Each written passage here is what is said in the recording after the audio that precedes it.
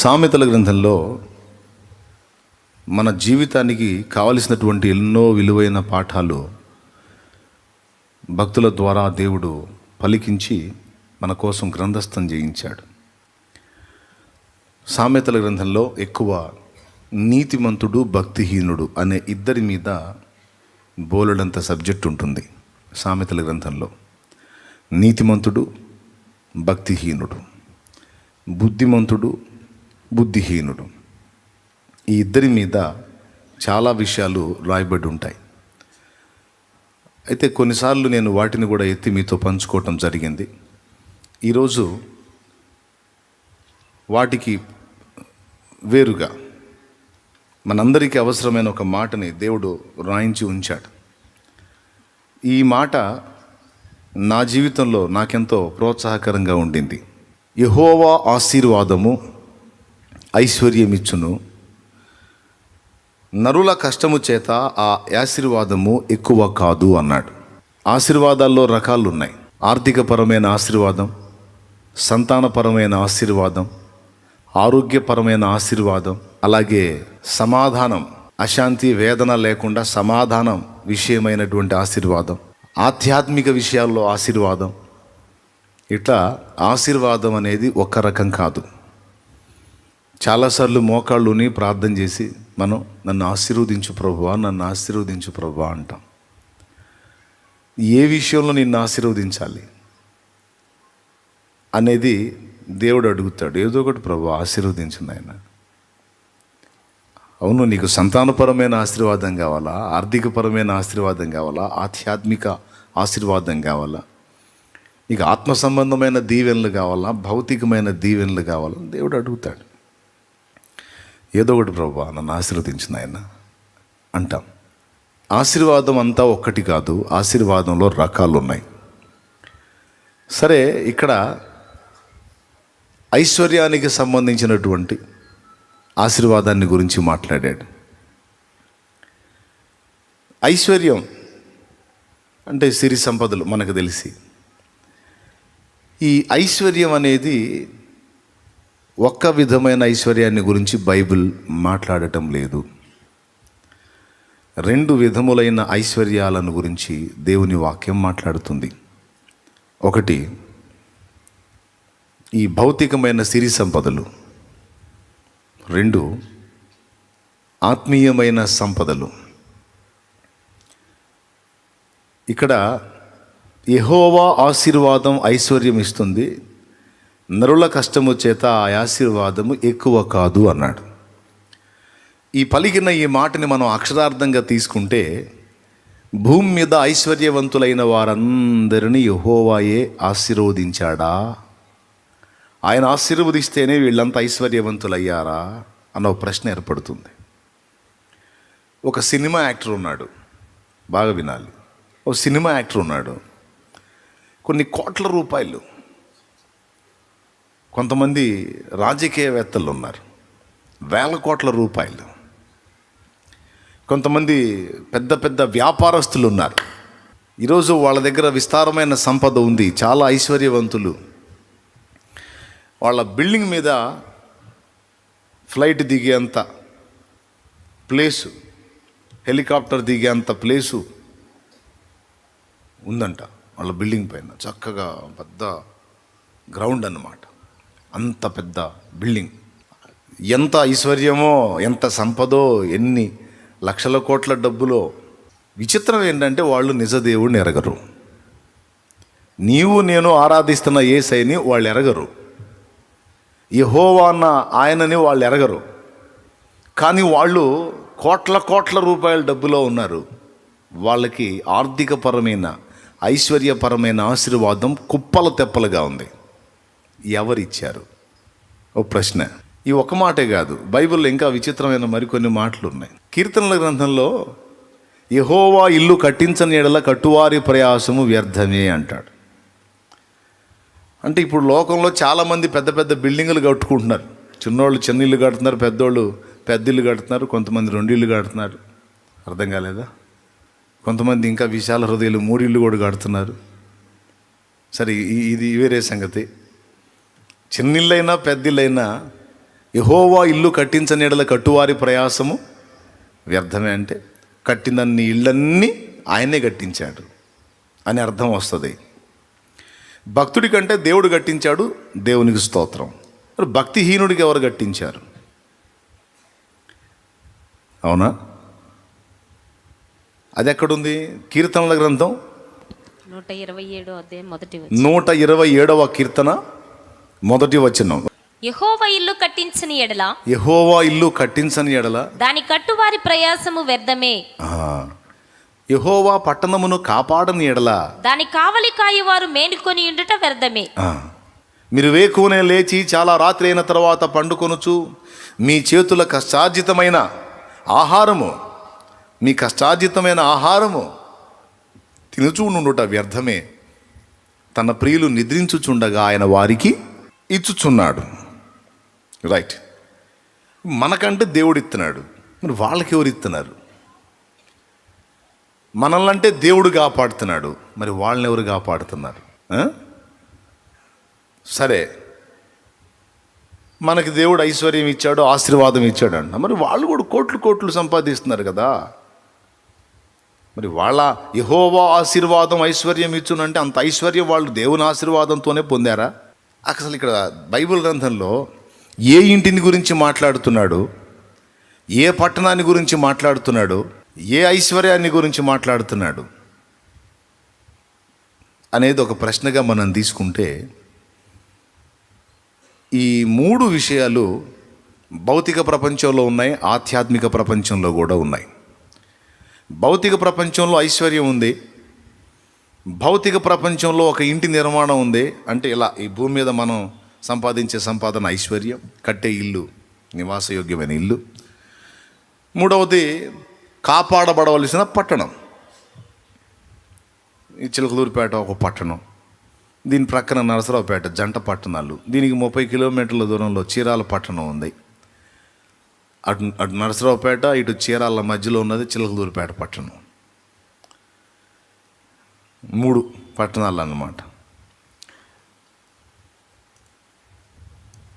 ఈ 3 ఇలాంటి పట్టణం ఒకటి, మనం కట్టే ఇల్లు ఒకటి, మనం సంపాదించే డబ్బు ఒకటి. ఐశ్వర్యం, ఇల్లు, పట్టణం. ఈ మూడిటికి ఈ భౌతికంగా మనకి ఈజీగా అర్థమైపోయింది, పట్టణం అంటే ఏంటో, ఐశ్వర్యం అంటే ఏంటో, ఇల్లు అంటే ఏంటో. కానీ ఆత్మీయ ప్రపంచంలో ఇవే 3 పదాలు వాడబడేటువంటిది కూడా ఇంకొకటి ఉంది. అది మీకు పౌలు పత్రికల్లో ఏమాత్రం పరిచయం ఉన్నా, మీరు ఇప్పటికే ఐశ్వర్యవంతులైతిరి అంటాడు. ఐశ్వర్యం అనేది 2 విధాలు. ఒకటి భూ సంబంధమైన ఐశ్వర్యం, రెండవది ఆధ్యాత్మిక ఐశ్వర్యం. ఈ ఐశ్వర్యాన్ని సంపాదించడానికి భౌతికంగా మనిషి కష్టపడతాడు. ఎంత కష్టపడతాడో అంత సంపాదించగలుగుతాడు. ఉదాహరణకి ఇప్పుడు మనం ఇందాక చెప్పుకున్న ఒక పెద్ద ధనవంతుడైన వాడిని గుర్తు చేసుకుంటే, ఏదో ఒక చిన్న పెట్టుబడితో ఒక వ్యాపారాన్ని మొదలుపెట్టి రాత్రి పగలు తేడా లేకుండా కష్టపడి తిప్పలు పడి నానా బాధలు పడి బ్రెయిన్ ఉపయోగించి ఎత్తుగడలేసి సక్సెస్ చేసి, ఒక దానిలో తేడా పడితే ఇంకొక దాన్నైనా మొదలుపెట్టి చేసి చేసి చేసి చేసి ఎట్టకేలకు ఎంతో శ్రమపడి ఒక గొప్ప ఐశ్వర్యవంతుడు అవుతాడు. ఒకటే జీవిత లక్ష్యం, డబ్బు సంపాదించాలి, డబ్బు సంపాదించాలి అని. దానికోసం ఎంతో కష్టపడతాడు. నాకంత డబ్బు అవసరం లేదు, ఉండటానికి తినటానికి ఉంటే చాలు అనుకున్నాడు. కొద్ది గంటలే కష్టపడతాడు, శుభ్రంగా తెచ్చుకున్న ఏదో కాస్త వండుకు తింటాడు, హాయిగా మంచం ఎక్కుతాడు, గురక పెడతాడు. కానీ విస్తారమైన ఐశ్వర్యం సంపాదించాలంటే ఒకడు ఖచ్చితంగా త్యాగం చేయాల్సిందే, కష్టపడాల్సిందే. భూమి మీద దేవుడు మనుషులను పుట్టించినప్పుడు ఒక తీర్మానం చేశాడు, బాగా వినండి. కష్టపడకపోయినా, అంటే మనం ఎక్కువ శ్రమ పడకపోయినా, శ్రమ పడినా, మనం ప్రత్యేకంగా ప్లాన్లు గీసి సక్సెస్ చేసినా చేయకపోయినా, దేవుని చట్ట ప్రకారం ఒక కార్యాన్ని దేవుడు జరిగించి పెట్టాడు. అదేంటంటే, నేను భూమి మీద మనుషుల్ని పుట్టిస్తున్నా, వాడికి ఒక ఆయుష్కాలాన్ని నిర్ణయిస్తా. ఆ 70 ఏళ్ళలో 80 ఏళ్ళలో 40 ఏళ్ళలో 20 ఏళ్ళలో 30 ఏళ్ళలో 10 ఏళ్ళలో 1 సంవత్సరమో లేకపోతే 100 ఏళ్ళలో. బైబిల్లో ఆదికాండంలో మనం చూస్తే ఒక ఆయన 969 బతికాడు. 969 సంవత్సరాలు బతికాడు. ఒక 900 ఏళ్ళైనా లేకపోతే 1000 ఏళ్ళైనా. నేను మనుషుల్ని భూమి మీద చేస్తున్నాను గనుక వాళ్ళు జీవించి ఉన్నంత వరకు, నేను వాళ్ళకి ఇచ్చిన ఆయుష్కాలం వరకు వాళ్ళ బాధ్యతల విషయంలో నేను రాజీ పడను. దేవునికి మహిమ. వారి అక్కర విషయంలో, వాళ్ళ అవసరతల విషయంలో నేను రాజీ పడను. వాడు నన్ను ఒప్పుకున్నా ఒప్పుకోకపోయినా, నన్ను నమ్మినా నమ్మకపోయినా, నన్ను పట్టించుకున్నా పట్టించుకోకపోయినా, నేను వాళ్ళ బాధ్యతలన్నీ నెరవేరుస్తా. ఇది దేవుని తీర్మానం. దీన్నే బైబిల్లో మత్తయి సువార్తలో ప్రభువు ఎత్తాడు. ఆయన మంచివారి మీదను చెడ్డవారి మీదను తన సూర్యుని ఉదయింపజేయుచున్నాడు, తన వర్షమును పంపుచున్నాడు. ఒక పంట పండి మన చేతికొచ్చి మనం తిని బ్రతకాలంటే సూర్యరశ్మి కావాలి, వర్షము కావాలి, లేకపోతే మొక్క చచ్చుద్ది. సూర్యుని ఎండవేడిమి తగలకపోతే ఎన్ని నీళ్లున్నా సరే మొక్క బతకదు. అవునా కాదా? అచ్చంగా వానేబడి అచ్చంగా నీడే ఉండి సూర్యోదయము సూర్యాస్తమయం సూర్యుని యొక్క సూర్యరశ్మి అనేది లేకపోతే మొక్క బతికిద్దా? సరే వదిలేసేయండి. అచ్చంగా సూర్యుని ఎండవేడే ఉండి వర్షం లేకపోతే, పంట పండితే మనుషునికి ఆహారం దొరుకుతుంది. ఆహారం తింటే బతుకుతాడు, లేకపోతే చస్తాడు. సో మనిషి బతకాలంటే తిండి తినాలి, తిండి తినాలంటే పంట పండాలి, పంట పండాలంటే నీ దగ్గర విత్తనం ఉన్నా, సారవంతమైన నేల ఉన్నా, నీరు ఎండ ఈ రెండు లేకపోతే పంట పండదు. ఆయన అంటాడు, మంచివారి మీదను చెడ్డవారి మీదను ఆయన తన వర్షమును పంపుచున్నాడు, తన సూర్యుని ఉదయింపజేస్తున్నాడు. అంటే మనిషికి ఆహారం పెట్టి వాడిని బతికించే విషయంలో వాడు మంచోడా చెడ్డోడా అన్నది దేవుడు పట్టించుకోవటల్లా. నా బాధ్యత అది. సృష్టిలోనే ఒక ధర్మాన్ని నియమించి పెట్టేశాడు. వాడు ఏ కొంచెం కష్టపడిందో వాడికి అంత ఆహారం దొరికేటట్టు నేను ఏర్పాటు చేస్తా. వాడికి నన్ను ఒప్పుకున్నాడా ఒప్పుకోలేదా కాదు, వాడు భూమిని దున్ని విత్తనం వేస్తే నేను పండిస్తా. వాడు ఏదన్నా ప్రయత్నం చేస్తే నేను సఫలపరుస్తా. ఎందుకంటే వాడు అన్నం తినాలి కదా, వాడు బ్రతకాలి కదా. నీకు తెలుసో లేదో, ఎవరైనా నీ దగ్గరకు వచ్చి బాబు ధర్మం బాబు అని నువ్వు నీ దగ్గర చేయదు, అదే పా పా అడరా పొద్దున్నే అని నువ్వు అన్నా, నువ్వు ఆహారం పెట్టకపోయినా మరో 20 మంది దగ్గర వాడికి ఆహారం రెడీ చేసి పెట్టుకుంటాడు దేవుడు. వాడు దేవుడిని ఒప్పుకున్నాడా ఒప్పుకోలేడా అనేది పట్టించుకోడు. భిక్షగాడయి ఉండి నీ ముందుకు వచ్చినా వాడు సైతం దేవుని బిడ్డే. వాడిని కూడా దేవుడే చేశాడు గనుక నువ్వు ఆయనను అంగీకరించినా అంగీకరించకపోయినా నీ ప్రయత్నం సఫలమయ్యేటట్టు చేసి ఆయన ఉంచాలనుకున్నంత వరకు నీ పట్టణానికి కీడు కలగకుండా కాపాడుకుంటాడు. ఆయన అనుకున్నప్పుడు నీకు నివాసమైన యోగ్యమైనటువంటి ఒక ఇల్లు నీవు కావాలని ప్రయత్నం చేస్తే అది కూడా నీకు వచ్చేటట్టు చేస్తాడు. ఇక్కడ నువ్వు భక్తుడువా భక్తిహీనుడువా అన్నది పాయింట్ కాదు. నువ్వు దేవుని బిడ్డవి, లోకస్తుడు కూడా దేవుని బిడ్డే. ఐశ్వర్య విషయంలో కూడా నువ్వు దేవుని బిడ్డవా కాదా, లేకపోతే దేవుని ఒప్పుకున్నావా లేదా అన్నది కాదు. నువ్వు కష్టపడితే ఐశ్వర్యం వచ్చేస్తుంది, అంతే. ఇది దేవుని పద్ధతి. అందుకే ఆస్తికులు బాగున్నారు, నాస్తికులు కూడా బాగున్నారు. దేవుడు ఉన్నాడని నమ్మినోడు బాగున్నాడు, దేవుడు ఎవడరా దేవుడు అన్నోడు కూడా బాగానే ఉన్నాడు. మనకు డౌట్ వస్తుంది, నేను ఇంత మంచిగా బతుకుతుంటే నాకు ఇంత ఫోర్స్ లేదు కానీ వాడు ఇంత దరిద్రుడు, అసలు వాడిని అంత ముందుకు వెళ్తున్నాడా డౌట్ వస్తుంటుంది మనకి. వాడికి మనకి ఇద్దరికి దేవుడు తండ్రి. కాబట్టి ఆయన మనకి ఇవ్వాలనుకున్నవన్నీ కూడా కొంతమంది జుట్టు పీక్కుని ఆలోచిస్తూ ఉంటారు. పిల్లలు పెద్దోళ్ళు అవుతున్నారు, వాళ్ళ పెళ్ళిళ్ళు ఎట్ట చేయాలి, అబ్బాయి పెద్ద చదువుకి వెళ్తున్నాడు, ఆడికి ఉద్యోగానికి డబ్బులు ఎట్లా చేయాలి, ఆ పెద్ద చదువులకి పైసలు ఎట్లా సమకూర్చాలి, అది ఎట్లా చేయాలి, ఇది ఎట్లా చేయాలని వేదన పడుతుంటారు. దేవుని వాక్యంలో మనం జాగ్రత్తగా గమనిస్తే, నిన్నంటూ ఉనికిలోకి తెచ్చిన దేవుడు, నీకంటూ ఒక జీవితాన్ని ప్రసాదించిన దేవుడు, నీకు అసలు పూర్తిగా తల్లి గర్భంలో ఉండి నీకు ఏమీ తెలియని స్థితిలో ఉన్నప్పుడే, ఆ గర్భస్థ శిశువుగా నువ్వు ఉన్నప్పుడే అక్కడే నీ కడుపు తానే నింపటం మొదలుపెట్టాడు. అసలు నీకేమీ తెలియని స్థితిలో అమ్మ కడుపులో ఒక శిశువుగా, ఒక పిండంగా నువ్వు ఉన్నప్పుడే అక్కడే నీ గురించి బాధ్యతగా వ్యవహరించడం మొదలుపెట్టి, కేర్ తీసుకొని, నీకు ఏ పూటకు ఆ పూట నీ చిన్న పొట్టకు కావాల్సిన మేత అక్కడే ఆయన అందించటం మొదలుపెట్టాడు. అక్కడి నుంచి బయటకు వచ్చిన తర్వాత, తల్లి గర్భం నుండి నువ్వు బయటకు వచ్చిన తర్వాత నీకు ఆహారం ఏర్పాటు చేశాడు. నీ తల్లిదండ్రుల్ని ఒక పాత్రగా వాడుకొని నిన్ను పెంచి పోషించి ఈ రోజుకి ఇలా తీసుకొచ్చాడు ఆయన. తల్లి గర్భంలో గర్భస్థ శిశువుగా ఉన్నప్పుడే నీ విషయంలో బాధ్యత తీసుకుని, నువ్వు భూమి మీదకి వచ్చి పెరిగి పెద్దయి మంచోడు అవుతావా, దుష్మన్ అవుతావా, లేకపోతే దుష్టుడు అవుతావా, మంచోడు అవుతావా, ఏం పట్టించుకోకుండా నీ బాధ్యతలు చూడటం మొదలుపెట్టినటువంటి దేవుడు నీకు ఇచ్చిన ఆయుష్కాలం వరకు నీకు కావలసిన ప్రతి అవసరతకు కావలసినవన్నీ ముందే సిద్ధపరిచి ఉంచాడు. అది ఆయన బాధ్యత.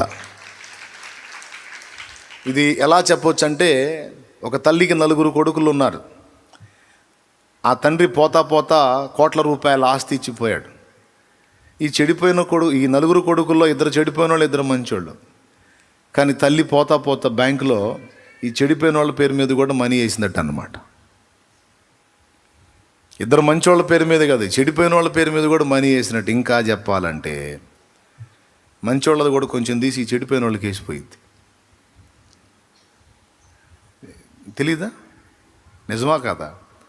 ఇదే విచిత్రమో. కొన్నిసార్లు మన పెద్దాళ్ళ మీద మనకు ఫీలింగ్ వచ్చింది, నేను ఇంత మంచిగా చూసుకుంటే డబ్బులు నాకు ఇవ్వకుండా వాడు అసలు తాకితలోడు వాడి పేరు మీద ఇచ్చిపోయింది ఏంది, బంగారం ఆ అమ్మాయికి ఇచ్చింది ఏంది, పొలం ఆ అమ్మాయికి రాసింది ఏంది, ఇల్లు ఆ అమ్మాయికి రాసింది ఏంది, నేను కదా చూసుకుంది. చచ్చిన ముసలిదానికి కూడా న్యాయం లేదు, అన్నీ నా చేత చేయించుకొని పోతా అన్నీ ఆ అమ్మాయికి రాసింది, ఆడికి రాసిందని అను. కొంచెం అమ్మ మనసు ఎరిగితే మనకు అర్థమైపోయింది. మంచోడిని ఎందుకని సరిగా పట్టించుకోలేదు, చెడిపోయినోడి విషయంలో ఎందుకు సీరియస్గా తీసుకున్నారంటే, ఈ మంచోడు ఎట్టయినా బతుకుతాడని నమ్మకం. ఈ మంచి పిల్ల ఎట్లనైనా బతుకుద్ది, ఎప్పటికైనా బాగుపడిద్ది, ఎప్పటికైనా ఆశీర్వదించబడిద్ది. ఎటొచ్చి అగచాట్లు పడేది ఈ చెడిపోయినోడు, చెడిపోయిన అమ్మాయి. గనుక వాళ్ళు పోతా కూడా ఒక చెయ్యి వాళ్ళకే ఇసిరిపోతారు. స్తోత్రం చెప్పండి. ఎప్పుడన్నా తిట్టుకున్నారా మీ పెద్దాళ్ళని?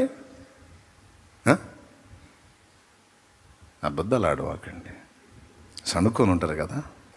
మా అమ్మ కూడా మా అమ్మ వ్యవహారం కూడా ఇంతే చేస్తూ ఉంటుంది. మా అమ్మ కూడా ఇంతే. అసలు మా అమ్మ దగ్గర కూడా న్యాయం లేదు, దేవుడి దగ్గర న్యాయం లేదు, మా అమ్మ దగ్గర న్యాయం లేదు. ఇంకా చెప్పాలంటే అందరికీ వేస్తారు, చెడిపోయినోడికి డబ్బు వేస్తారు, మంచోడికి డబ్బు వేస్తారు ఐశ్వర్యవంతులైతే.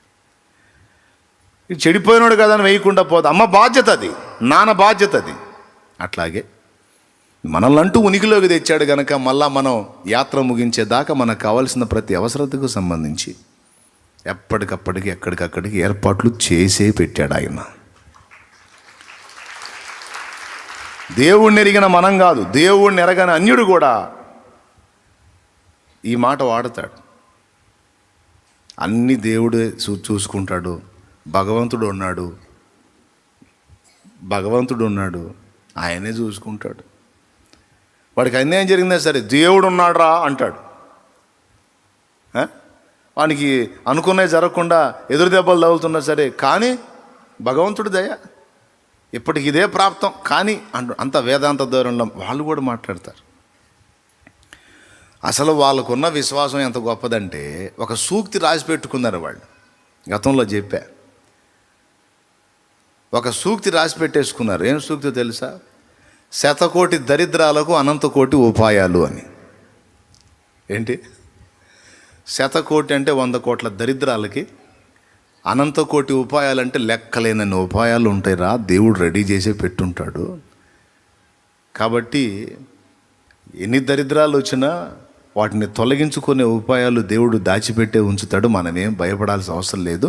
ఆ టయానికి ఆ ఉపాయం అందిద్ది, ఆ దరిద్రం పోయిద్దిలే, ఏం పర్వాలేదని వాళ్ళ నోట కనీసం శాపగ్రస్తమైన మాట కూడా మాట్లాడడానికి ఇష్టపడరు. ఓటమి, ఏడుపు, లేమి, లేదు, దరిద్రం అనే మాటలు ఒప్పుకోరు. ఎవడన్నా నువ్వు ఎప్పుడు ఈ మాటలు మాట్లాడుతావు? నీ నోట మంచి శుభవచనం ఏమి రాదంట్రా?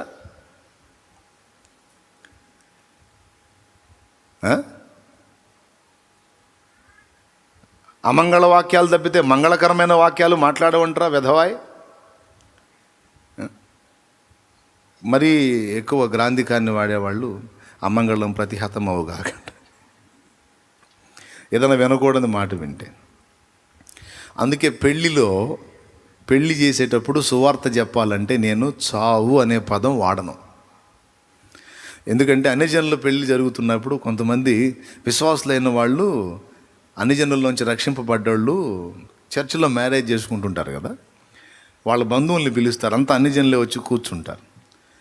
ఈ పెళ్ళి జరిగేటప్పుడు మనం సువార్త చెప్పాలన్న ఆవేశంతో, మరి మనం చచ్చిపోతే ఎక్కడికి పోతామో కొంచెం ఆలోచించుకోవాలి. ఫలానా విషయంలో ఇలా కొంతమంది చనిపోయారు, వాళ్ళు ఎక్కడికి పోయి ఉంటారు, వీళ్ళు చచ్చిపోయారు ఎక్కడ, ఈ చావుల గురించి చెప్పకుండా సువార్త మనం ఒకటి ఆత్మ గురించి చెప్పలేం.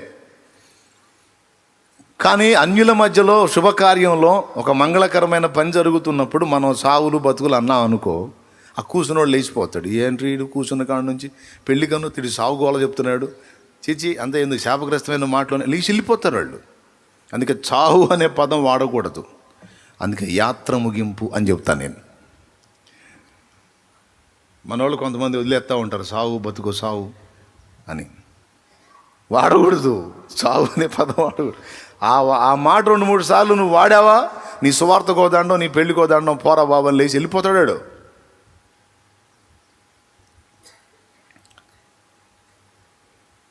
అపశకునం మాటలు ఒప్పుకోరు, మంచి శకునం మాటలు ఒప్పుకుంటారు, ఐగుప్తీయుల్లాగా.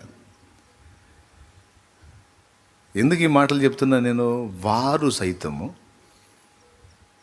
దేవుడెవరో తెలియదు, నిజమైన దేవుడెవరో ఎరుగరు. కానీ ఒకటి తెలుసు, 100 కోటి దరిద్రాలకు అనంత కోటి ఉపాయాలు దేవుడు ముందే సిద్ధపరిచి ఉంచుతాడు అనేది ఒక విశ్వాసం. రెండవది, ఎలాంటి పరిస్థితుల్లో కూడా శాపగ్రస్తమైన మాటలు, అశుభవాక్కులు విడుదల చేయకూడదు. ప్రతికూల పరిస్థితులలో సైతము శుభమే పలకాలి, మంగళకరమైన మాటలే మాట్లాడాలి, అమంగళంతో కూడిన మాటలు మాట్లాడకూడదు అని వారు ఎరుగుదురు. తిడతారు కూడా పెద్దోళ్ళు. చూడండి, అన్యుల్లో నిజదేవుణ్ణి ఎరగకపోయినా వాళ్ళకు ఉన్నటువంటి నిశ్చయత. ఇక విశ్వాసుల విషయంలో ఇంకెంత ఎలా ఉండాలో ఊహించండి. సరే పక్కన పెడదాం. అన్యులకే అంత నిరీక్షణ ఉందే, అరే దేవుడు ఇవ్వాలనుకుంటే ఎట్టయినా నాకు ఇస్తాడులేరా, ఆ భగవంతుడు నాకు ఇవ్వకపోతే నేను ఎంత తిప్పలు పడితే మాత్రం నాకు వచ్చేదంట పోనీ అంటారు. ఒక అన్యుడే ఇలాంటి మాటలు కలిగి ఉన్నప్పుడు విశ్వాసులమైన మనకు మరి ఎంత నిశ్చయిత ఉండాలి, అవునా కాదా? చెడ్డవాడే, సత్యమెరగని వాడే, పాపంలో బ్రతుకుతున్నవాడే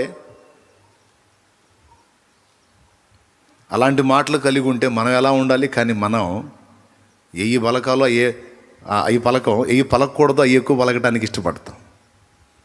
సరే, ఈ మ్యాటర్ పక్కన పెడదాం. ఇప్పుడు మన ఐశ్వర్య విషయం కదా మాట్లాడుకుంటున్నాం. అన్యుడైనా చెప్పండి, అన్యుడైనా, అందరు గట్టిగా చెప్పండి. అన్యుడైనా, నాస్తికుడైనా, ఆస్తికుడైనా, క్రైస్తవుడైనా అందరికీ దేవుడే అన్నదాత, అంతే.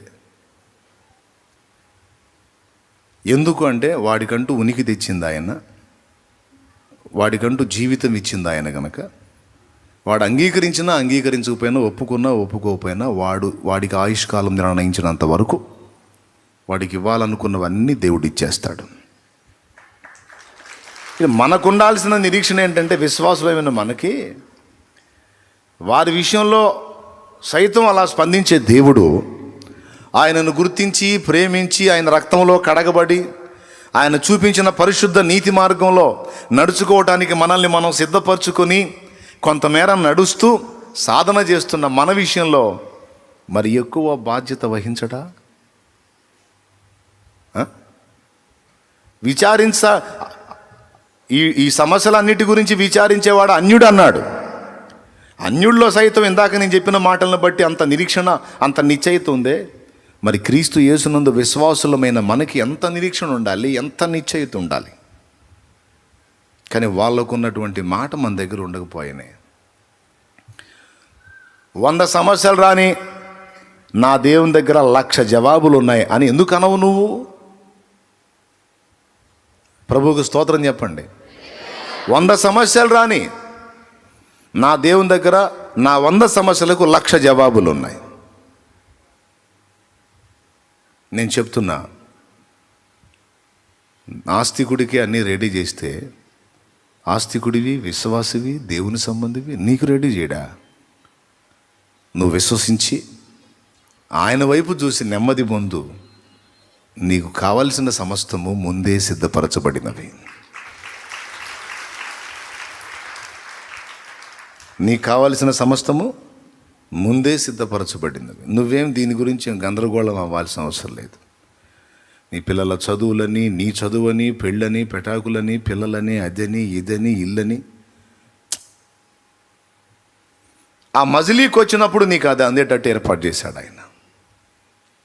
గర్భస్థ శిశువుగా ఉన్నప్పుడు కడుపులో అందాల్సిన ఆహారం కడుపులో అందేటట్టు చేసి, బయటికి వచ్చిన తర్వాత నీకు అందాల్సిన ఆహారం తల్లి పాల ద్వారా నీకు ఏర్పాటు చేసేసాడు.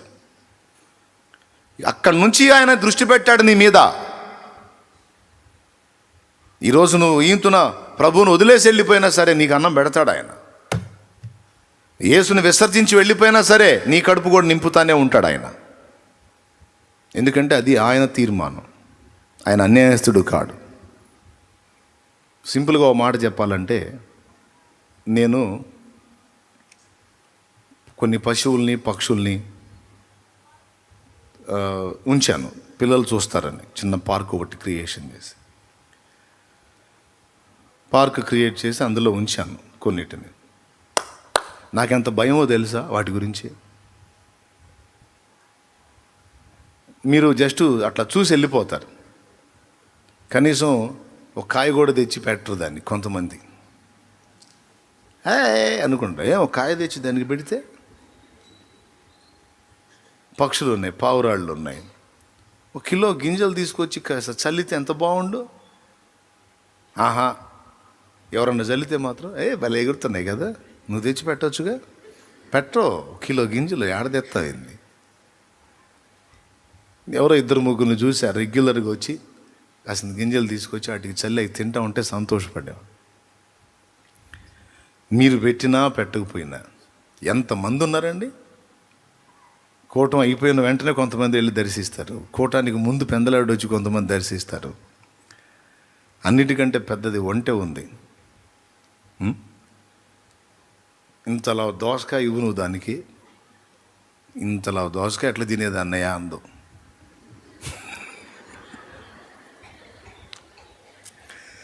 బస్తాలు తింటుంది అది.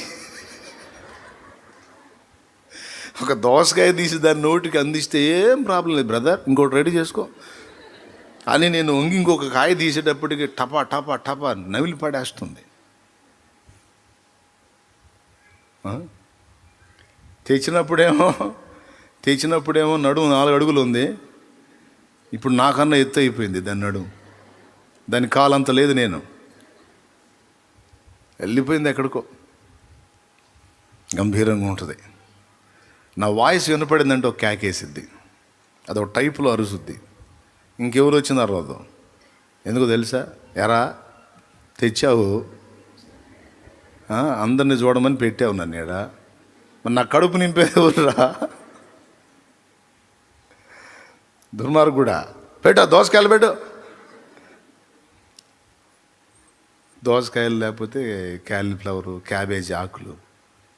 క్యాలీఫ్లవర్ ఆకు బాగా ఇష్టంగా తింటుంది. మీకు ఏం చెబుతును, దానికోసం పడరాని పాటలు. పిల్లలు దాన్ని చూస్తే ఇష్టంగా ఫీల్ అవుతారు. వాళ్ళ ఆనందం, వాళ్ళ ముఖాల్లో ఆనందం, నా ఆనందం.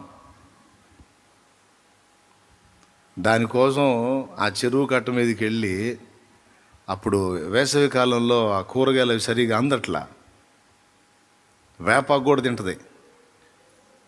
ఏదో ఒకటి ముందు దాని కడుపులోకి ఆహారం పంపించాలని ఆ చెరువు కట్ట మీద వేపాకు వస్తుంది. దాని కింద రంధ్రంలోనే త్రాచుపా ఉంది. దాని మీదే తిరిగి కోసా ఆకు. కానీ ఏం చేయలే. మరుసటి రోజు సాయంత్రం వేళ ప్రార్థన చేస్తుంటే పలకరించి వెళ్ళింది, బ్రదర్ బాగున్నా, నువ్వే కదా పైన తిరిగా. ఏం పర్లేదులే బ్రదర్, ఓకే, నీ పని ఇది, నా పని. ఒరిజినల్ తెల్ల త్రాసది. దేవుని గట్టిగా స్తోత్రం చెప్దాం. హల్లెలూయా. నేను వాటిని ఏర్పాటు చేశాను కనుక ఎవరు పట్టించుకున్నా పట్టించుకోకపోయినా సచ్చినట్టు నేను పోయి చూసుకుంటా వాటిని. అక్కడ ఉంచబడిన వ్యక్తి వాటిని జాగ్రత్తగా చూస్తున్నాడో లేదో గమనిస్తా. ప్రతిదీ దాని అవతారం ఎట్లా ఉంది, కాస్త బలంగా ఉందా, బక్కచిక్కిపోయిందా, ఖచ్చితంగా చూసుకుంటా. ఇక అక్కడ నన్ను అవి పలకరించినాయా లేదా అనేది నాకు అనవసరం. ఏదో కొన్ని పలకరిస్తే బ్రదర్ బాగున్నావా అని. కోతి ఒకటి ఉంది చిట్టి అని. చిట్టి అంటే కాసేపు కితకితలాడిద్ది.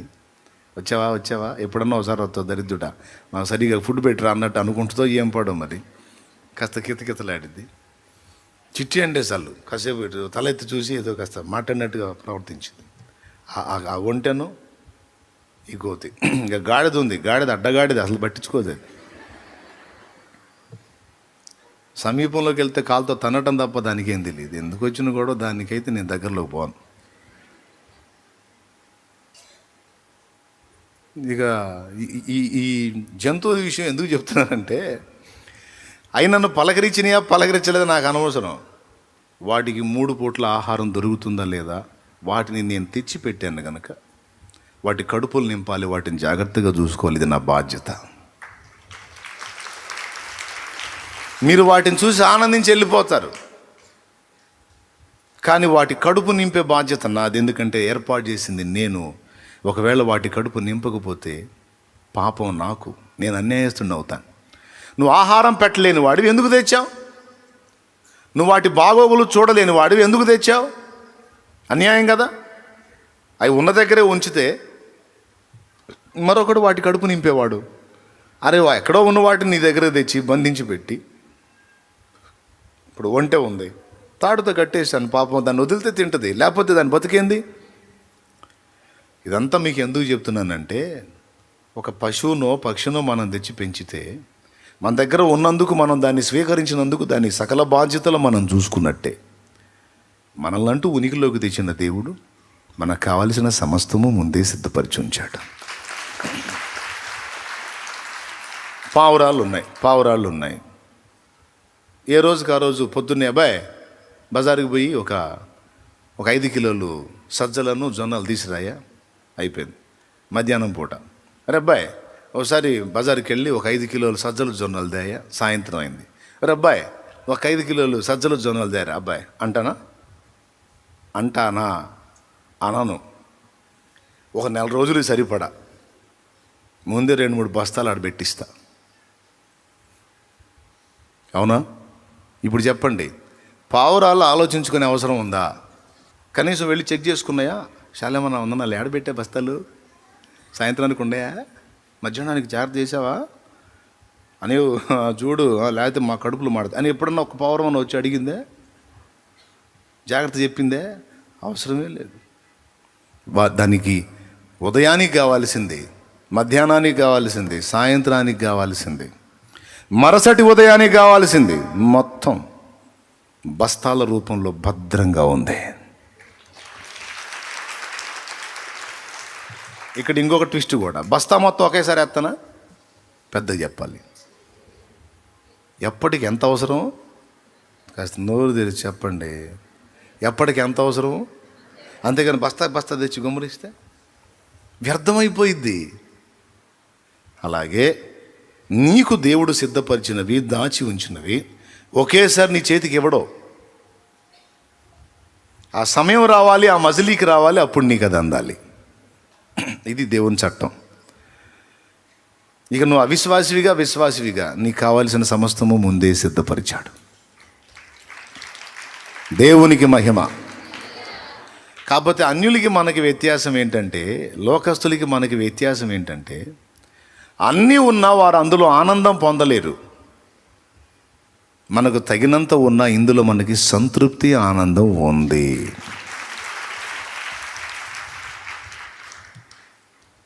అష్టైశ్వర్యాలు ఉంటాయి, కానీ మనసులో శాంతి ఉండదు, ఆత్మలో ఆనందం ఉండదు. ఈ రెండు మనకున్నాయి. నిజమైన సంతోషం, సమాధానం వారికి ఉండవు. పాప అన్ని జనులు నిజదేవుణ్ణి, శాంతి సమాధానములకు ఎవరు ఆధారమై ఉన్నారో ఆ దేవుణ్ణి వారు తెలుసుకొనంత వరకు వారికి అన్నీ ఇవ్వబడతాయి, కానీ వాటన్నిటి ద్వారా వచ్చే తృప్తి, సంతోషం, సమాధానం, నెమ్మది అనేవి మాత్రం వారికి ఉండవు. అవి మనకిచ్చాడు. నీ సన్నిధిని సంపూర్ణ సంతోషము కలదు, నీ కుడి చేతిలో నిత్య సుఖములు కలవు అన్నాడు కీర్తనల్లో. అంత కోట్ల ఐశ్వర్యాలు మనకు లేకపోయినా ఉన్నంతలో. ఇప్పుడు వాళ్ళేంటి, భయం గుప్పెట్లో బతుకుతారు. అన్నీ ఉండి కూడా విచారిస్తూ ఉంటారు. రేపేం జరుగును అనే టెన్షన్లో బతుకుతూ ఉంటారు. బతుకులో టెన్షను, చచ్చినాక టెన్షను. కానీ మనకి బ్రతుకులో టెన్షన్ లేదు, చచ్చిన తర్వాత కూడా ముందే సిద్ధపడ్డాం కనుక దానిలో కూడా టెన్షన్ లేదు మనకి. బ్రతికినంత వరకు ఆయనే చూసుకుంటాడు. పుట్టించినోడు. నేను గుర్తెరక్క ముందు సంగతి వేరు, గుర్తెరిగిన తర్వాత ఇంకెందుకు నిర్లక్ష్యం చేస్తాడు? ఆయన్ని గుర్తెరగనోడినే పోషించే దేవుడు గుర్తెరిగిన నాకు అన్యాయం చేస్తాడా? నో. బ్రతుకులో నాకు తోడై ఉన్నాడు, చచ్చిన తర్వాత కూడా నేను ఆయన దగ్గరికి చేరతా, నిశ్చయత. కాబట్టి క్రీస్తు యేసులో ఉన్న మనకు నెమ్మది కలదు, సమాధానం కలదు, సంతోషం కలదు, శాంతి కలదు. వీటన్నిటికి మించి భవిష్యత్తును గూర్చిన నిరీక్షణ కలదు. ఈరోజు ఇక్కడ కూర్చున్న మీ అందరి జీవితాలకు సంబంధించి దేవుడు ముందే సిద్ధపరిచి ఉంచాడు. నమ్మితే గట్టిగా స్తోత్రం చెప్పు. నీ అప్పులకు పరిష్కారం దేవుడు ముందే సిద్ధపరిచి ఉంచాడు. ఆర్థిక ఇబ్బందులకు పరిష్కారం ముందే సిద్ధపరిచి ఉంచాడు. నీ దరిద్రతకు, లేమికి పరిష్కారం దేవుడు ముందే రెడీ చేసి పెట్టాడు. ప్రస్తుత కొంచెము కాలం మీకు శ్రమ, అది కూడా సంపూర్ణత, అది కూడా ఒక కొలికి వచ్చేస్తుంది, ముగింపు వచ్చేసింది ఇక. ఎందుకంటే ఇంతకాలం అనుభవించావు, ఇప్పుడు ఇక ముగింపు ఘట్టంలోకి వచ్చావు. ఈ ఘట్టంలో కృంగిపోవాకు, నిరాశపడవాకు, నిరుత్సాహపడవాకు. ఇంతకాలం సహించి ఈ కొంచెం కాలంలో మళ్ళీ బలహీనపడవాకు. ఒక అద్భుతమైన మలుపు దేవుడు తిప్పబోతున్నాడు. ప్రవచనాత్మకంగా పలుకుతున్న ఎవరు ఈ విషయంలో నలుగుతున్నారో వారికి సమాధానం. ఇంతకాలం నిరీక్షించా, ఓర్చుకుని ఇంకొక గడి అన్నట్టు తాళుకో. దేవుడు తిప్పే మలిపేంటో నీకు అర్థమైద్ది. ఏం అందిస్తాడో కూడా నువ్వు గుర్తుపడతావు, పొందుకుంటావు. అప్పుడు నువ్వు ఈ రోజుని, ఈ గంటని, ఈ గడియని గుర్తుపెట్టుకో. రాసుకో, నీ డైరీలో రాసుకో. దేవుడు సిద్ధపరిచింది అందిన నాడు ఒక సాక్ష్యంగా దేవుని మహింపరచు.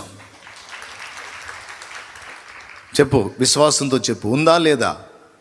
ముందే సిద్ధపరచబడిందా లేదా? నోరు తెరవరేమండి? ఇంకేమైనా డౌట్ లేదుగా? ఆ నాస్తికుడికి ఇచ్చినప్పుడు నీకు ఇవ్వడా? మరి నిశ్చయముగా నీకు అందాల్సిన దాన్ని మొత్తాన్ని కూడా దేవుడు నీకు అందుబాటులోకి తెస్తాడు. అది నీ పిల్లల విషయమో, నీ పర్సనల్ విషయమో, నీ శరీర సంబంధమైన అక్కర్లకు సంబంధించిందో, ఆత్మీయ అక్కర్లకు సంబంధించిందో, అది నీకు తెలుసు, ప్రభువుకు తెలుసు, నాకు తెలియదు. కానీ ఆయన పలికించిన మాట ఇప్పుడు నేను పలుకున్నా, జరిగిద్ది. నా నిశ్చయత, నా నెమ్మదికి కారణం అదే. నాకేదో అది కావాలి, ఇది కావాలి, బోల్డని అవసరతలు ఉన్నాయి, బోల్డని టెన్షన్స్ ఉన్నాయి. కానీ అవన్నీ నిజంగా నేను ఏమగునో అని ఆలోచిస్తే ఖచ్చితంగా మెంటల్ హాస్పిటల్లో చేరుతా, డౌట్ లేదు.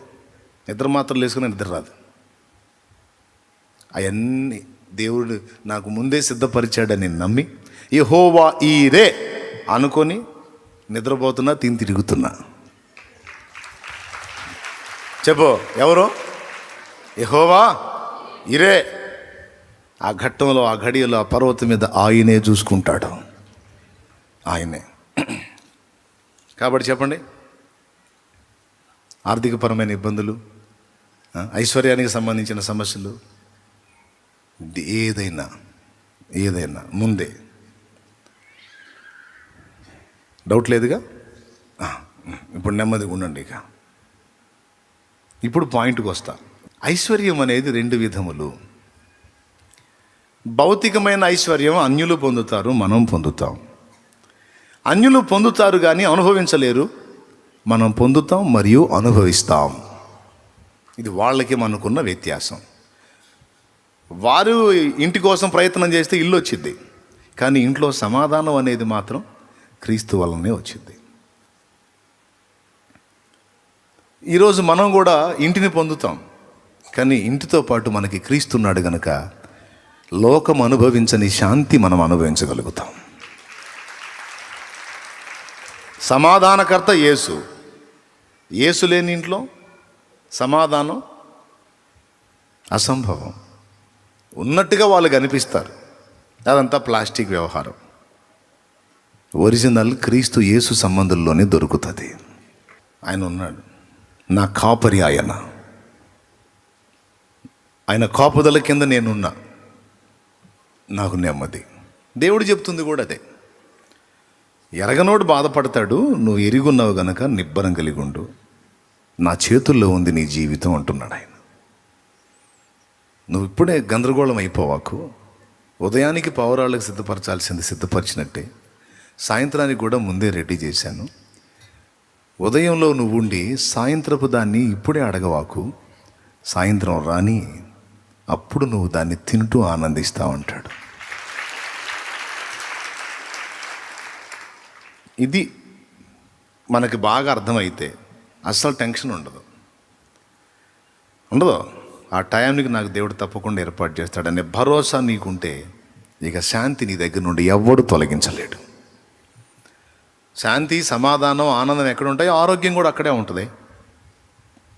బాగా ప్రెజర్ అయితేనే కదా రోగం, ఒత్తిడి, మానసిక ఒత్తిడి ఏదో ఒక రోగం రూపంలో బయటికి వెల్లడైద్ది. అది అవసరం లేదు నీకని యేసయ్య చెప్పాడు కదా. ఆయన సరే కొంతమందికి ఇది పోకపోతే నేనేం చేసేది? కనపడే బరువా తీసి దించేయడానికి నెత్తి మీద నుంచి, కనపడని బరువు బాగా నవ్వుతానే ఉంటారు. అట్లేం లేదన్నయ్య, అట్లేం లేదంటారు, గందరగోళం అయిపోతానే ఉంటారు. అబ్బాయి అట్లేం లేదన్నయ్య, అస్సలు ఆయన ఉన్నాడు అంట. నాకు నేను అనుకుంటే ఎంత విశ్వాసం అని మళ్ళీ గందరగోళం అయిపోతూ ఉంటారు. నో, వదిలేద్దాం, ప్రభు మీద వదిలేద్దాం. ఆయన అదే చెప్తున్నాడు, నా ఆశీర్వాదం ఐశ్వర్యం ఇస్తుంది, నువ్వు తిప్పలు పడితే అది ఎక్కువ కాదంటున్నాడు ఆయన. దేవునికి మహిమ. ఆ ఇవ్వటమే కదా, అది పొందుకుంటావు, అనుభవిస్తావు, ఆనందిస్తావు. ఇక 2వ ఆశీర్వాదాన్ని గురించి 2 ముక్కలు. ఈ ఆశీర్వాదం ప్రత్యేకమైంది. దీని గురించి 1 కొరింథీ పత్రిక 4వ అధ్యాయము 8వ వచనంలో అన్నాడు. చూడండి ఒకసారి. ఇదివరకే మీరేమీ కొదువులేక తృప్తులైతిరి. కొంచెం దానికి పైన చదువు తల్లి. ఎందుకనగా నీకు అత్యధికముగా కలుగు చేయువాడెవడు? నీకు కలిగిన వాటిలో పరుని వలన నీవు పొందనిది ఏది పొంది పొందనట్టు నీవు అతిశయింపనేలా. ఇదివరకే మీరేమీ కొదువులేక తృప్తులైతిరి, ఇదివరకే ఐశ్వర్యవంతులైతిరి, మమ్మల్ని విడిచిపెట్టి మీరు రాజులైతిరి. అవును, మేమును మీతో కూడా రాజుల మగనట్లు మీరు రాజులగుట నాకు సంతోషమే కదా. దేవునికి స్తోత్రం కలుగును గాక. చూడండి, అక్కడ రాజులు ఏదో చక్రవర్తులను మాట్లాడుతున్నాడు పెద్ద ఆయన. అసలు రాజులేంది? మీరు ఇదివరకే ఐశ్వర్యవంతులు అయితిరి, ఇదివరకే రాజులు అయితిరి, అని ఒక విషయాన్ని గురించి మాట్లాడుతున్నాడు. ఐశ్వర్యము అనే పదం అక్కడ వాడాడు. మరో పత్రికలో అంటాడు, మంటి ఘటములలో ఐశ్వర్యము నింపుచున్నాడు అని. యెహోవా ఆశీర్వాదం ఐశ్వర్యం ఇచ్చును, నరుల కష్టము చేత ఆ ఆశీర్వాదం ఎక్కువ కాదు.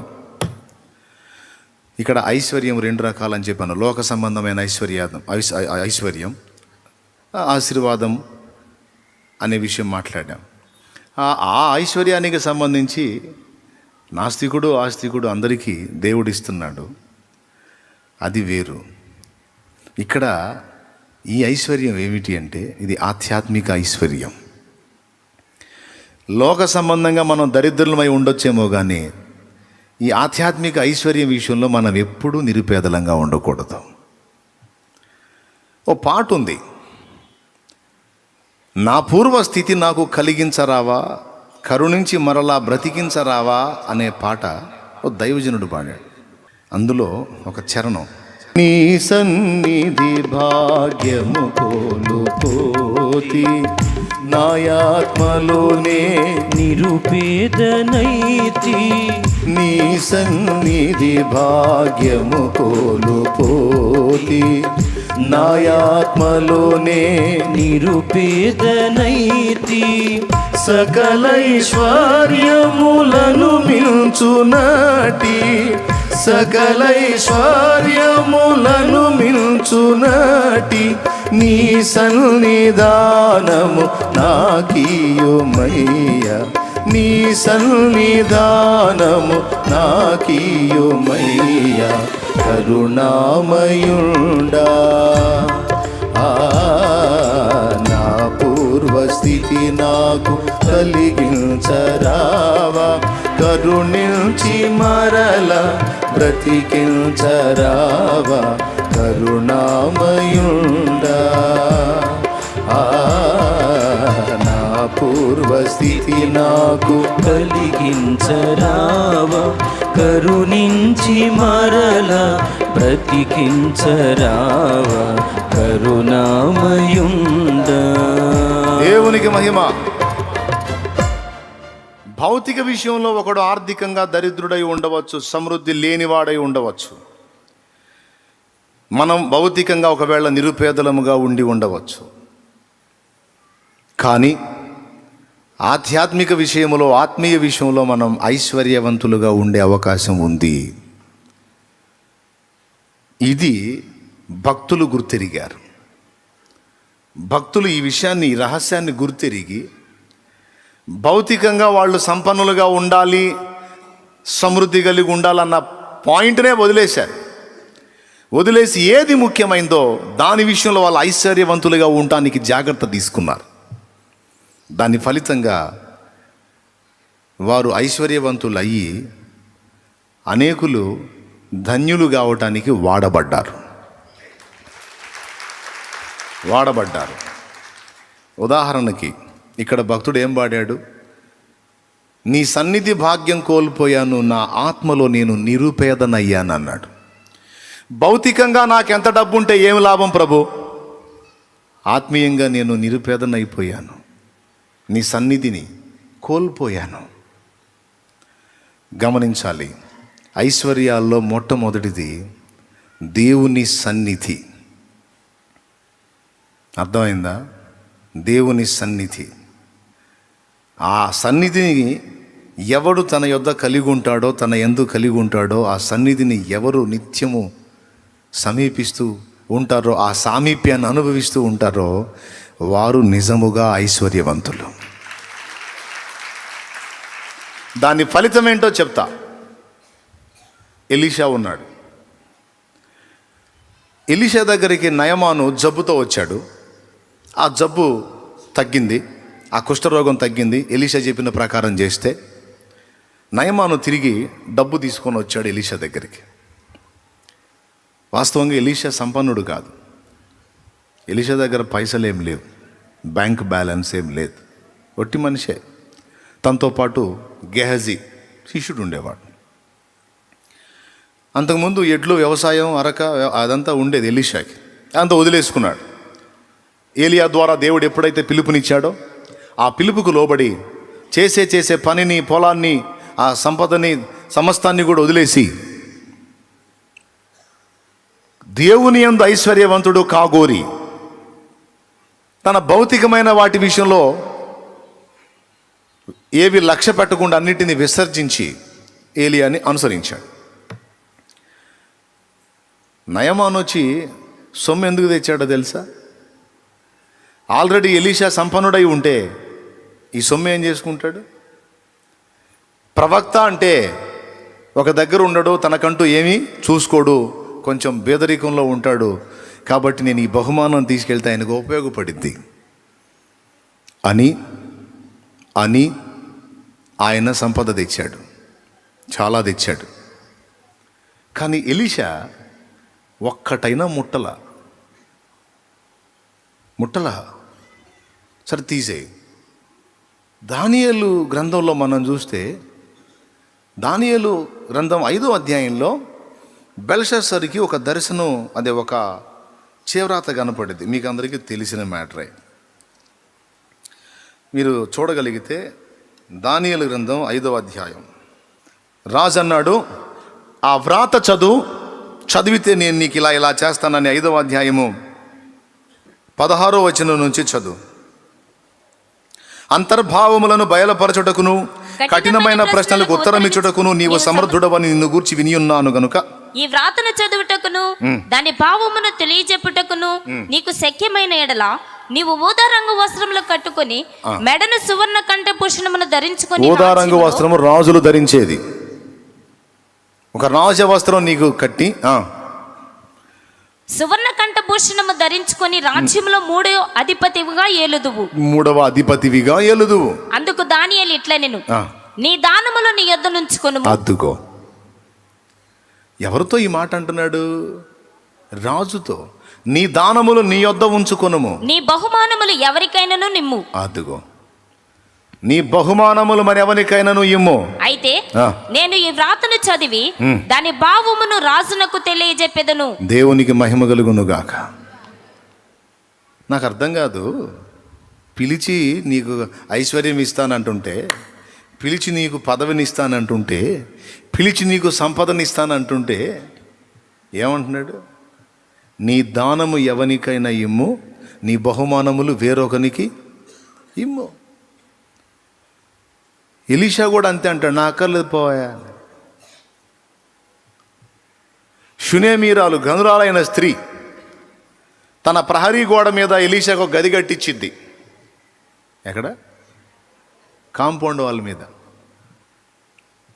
ప్రహరీ గోడ మీద గది ఏందన్నయ్య అంటారా? అంతుండే అప్పుడు ప్రహరీ గోడలు. కాంపౌండ్ వాల్ మీద గది కట్టింది. ఎందుకో తెలుసా? మన ఇంటికి వచ్చుచూ పోవచ్చున్నవాడు దైవజనుడని నేను గుర్తెరిగాను. ఇక్కడికి వచ్చినప్పుడల్లా మన ఇంట ఆయనను చేర్చుకొని ఆయనకు ఆతిథ్యం ఇస్తే మనకి ఎంతైనా మంచిది. భర్తతో చెప్పింది, ఓకే అన్నాడు. చక్కగా గది కట్టింది, బ్రతిమలాడింది. అయ్యా, మీరు ఎప్పుడు ఈ పట్టణానికి వచ్చినా ఈ గది మీ కొరకే. మేము రాము అక్కడికి, నిన్ను డిస్టర్బ్ చేయం, నీకు అభ్యంతర కారణంగా ఉండాం, నీకు కావలసిన కనీస వసతులు అందులో ఏర్పాటు చేస్తాం, మా ఆతిథ్యం స్వీకరించు. ఆ గదిలోకి వచ్చి కొంచెం సమయం గడిపి నువ్వు సేద తీరి విశ్రాంతి పొంది తర్వాత నీ త్రోవను నీ వెళ్ళొచ్చు. ఈ ఒక్క హెల్ప్ నాకు చేయమని ఆమె అడిగింది. దాందే ఉందమ్మా, తప్పకుండా దర్శిస్తాలే, వస్తాలే అంటే గది రెడీ చేసి పిలిచింది. వెళ్ళాడు, చూశాడు, సంతోషించాడు. చాలా శ్రద్ధ నిలిపావు అని ఆ గదిలో ఉండి సంతోషపడి ఆయన ఏమంటాడో తెలుసా? గేహజీని పిలిచి, ఆమె మా విషయంలో ఇంత శ్రద్ధ నిలిపి ఇంత ఉపకారం చేసింది కనుక మా నుండి ఏమైనా ప్రయోజనం పొందగోరిందేమో, నేను ఏదైనా ఆమెకు ఉపయోగపడగలనేమో, ఏమైనా హెల్ప్ చేయగలనేమో కనుక్కోమంటాడు. తర్వాత నాకు అర్థం కాని విషయం ఏంటంటే, ఏముంది నీ దగ్గర? ఎవరన్నా తెచ్చి ఇచ్చినా చెయ్యి జాపో.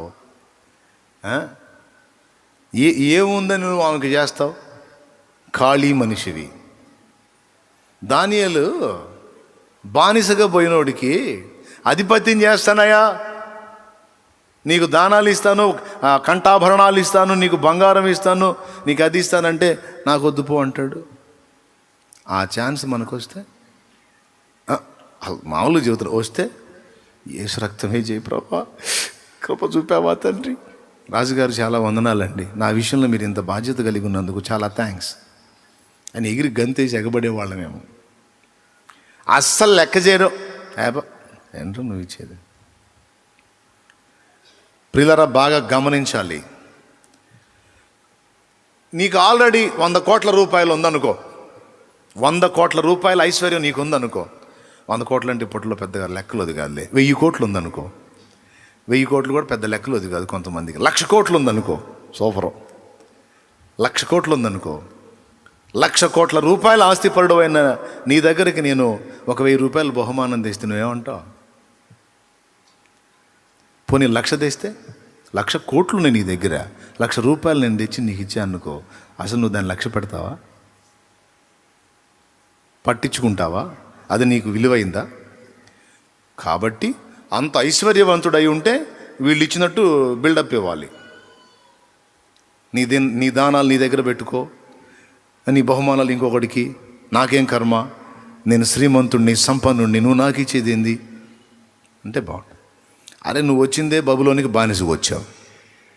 ఇక ఎలీషా విషయం తీసుకుంటే ఆ చేసే పని కూడా పక్కన పడేసి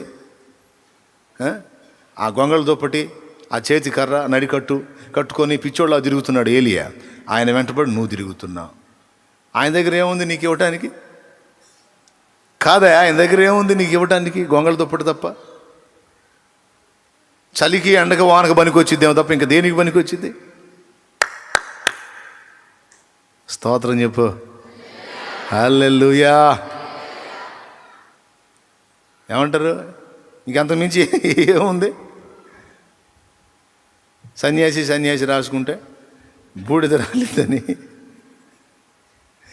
ఆయనకి ఏమి లేవు, ఈయన కూడా ఉన్నదాన్ని వదిలిపెట్టి వచ్చి నయమాన అన్ని సంపదలు తీసుకొని వస్తే నాకు వదిలేపో అంటాడు. ఏంది ఇది? కూడా చూస్తారు, ఇది కూడా 5వ అధ్యాయంలోనే ఉంటుంది. రాజుల 2వ గ్రంథం 5వ అధ్యాయంలో ఎలీషా ఏమన్నాడు ఒకసారి చూడు. 16వ వచనం చదువు తల్లి. 16వ వచనం. ఎలీషా, యెహోవా సన్నిధిని నేను నిలువబడి ఉన్నాను, ఇశ్రాయేలు దేవుడైన యెహోవా జీవము తోడు, నేనేమీ తీసుకొనను అని చెప్పాను. అది నాకేమొద్దు. ఒక్కసారి దీని గురించి మనం ఆలోచన చేయాలి. వీళ్ళిద్దరేనా అంటే అబ్రహాం కూడా అంతే. సొదొమ రాజు దాసీలని, మనుషుల్ని మాకు ఇచ్చేసి సంపదంతా నువ్వే తీసుకొని పో అంటే, ఒక నూలు పోగైనను చెప్పు వారైనను నేను ముట్టను, పోవాయి నువ్వు నాకు ఇచ్చేదేంది అన్నాడు. ఆల్రెడీ కాస్త కూస్తో ఉంది అబ్రహాం. దాంతోడు అతనిచ్చేది కూడా నీదైతే ఇంకా డబుల్ అయిపోయింది కదా, మామూలుగా ఉండదు కదా.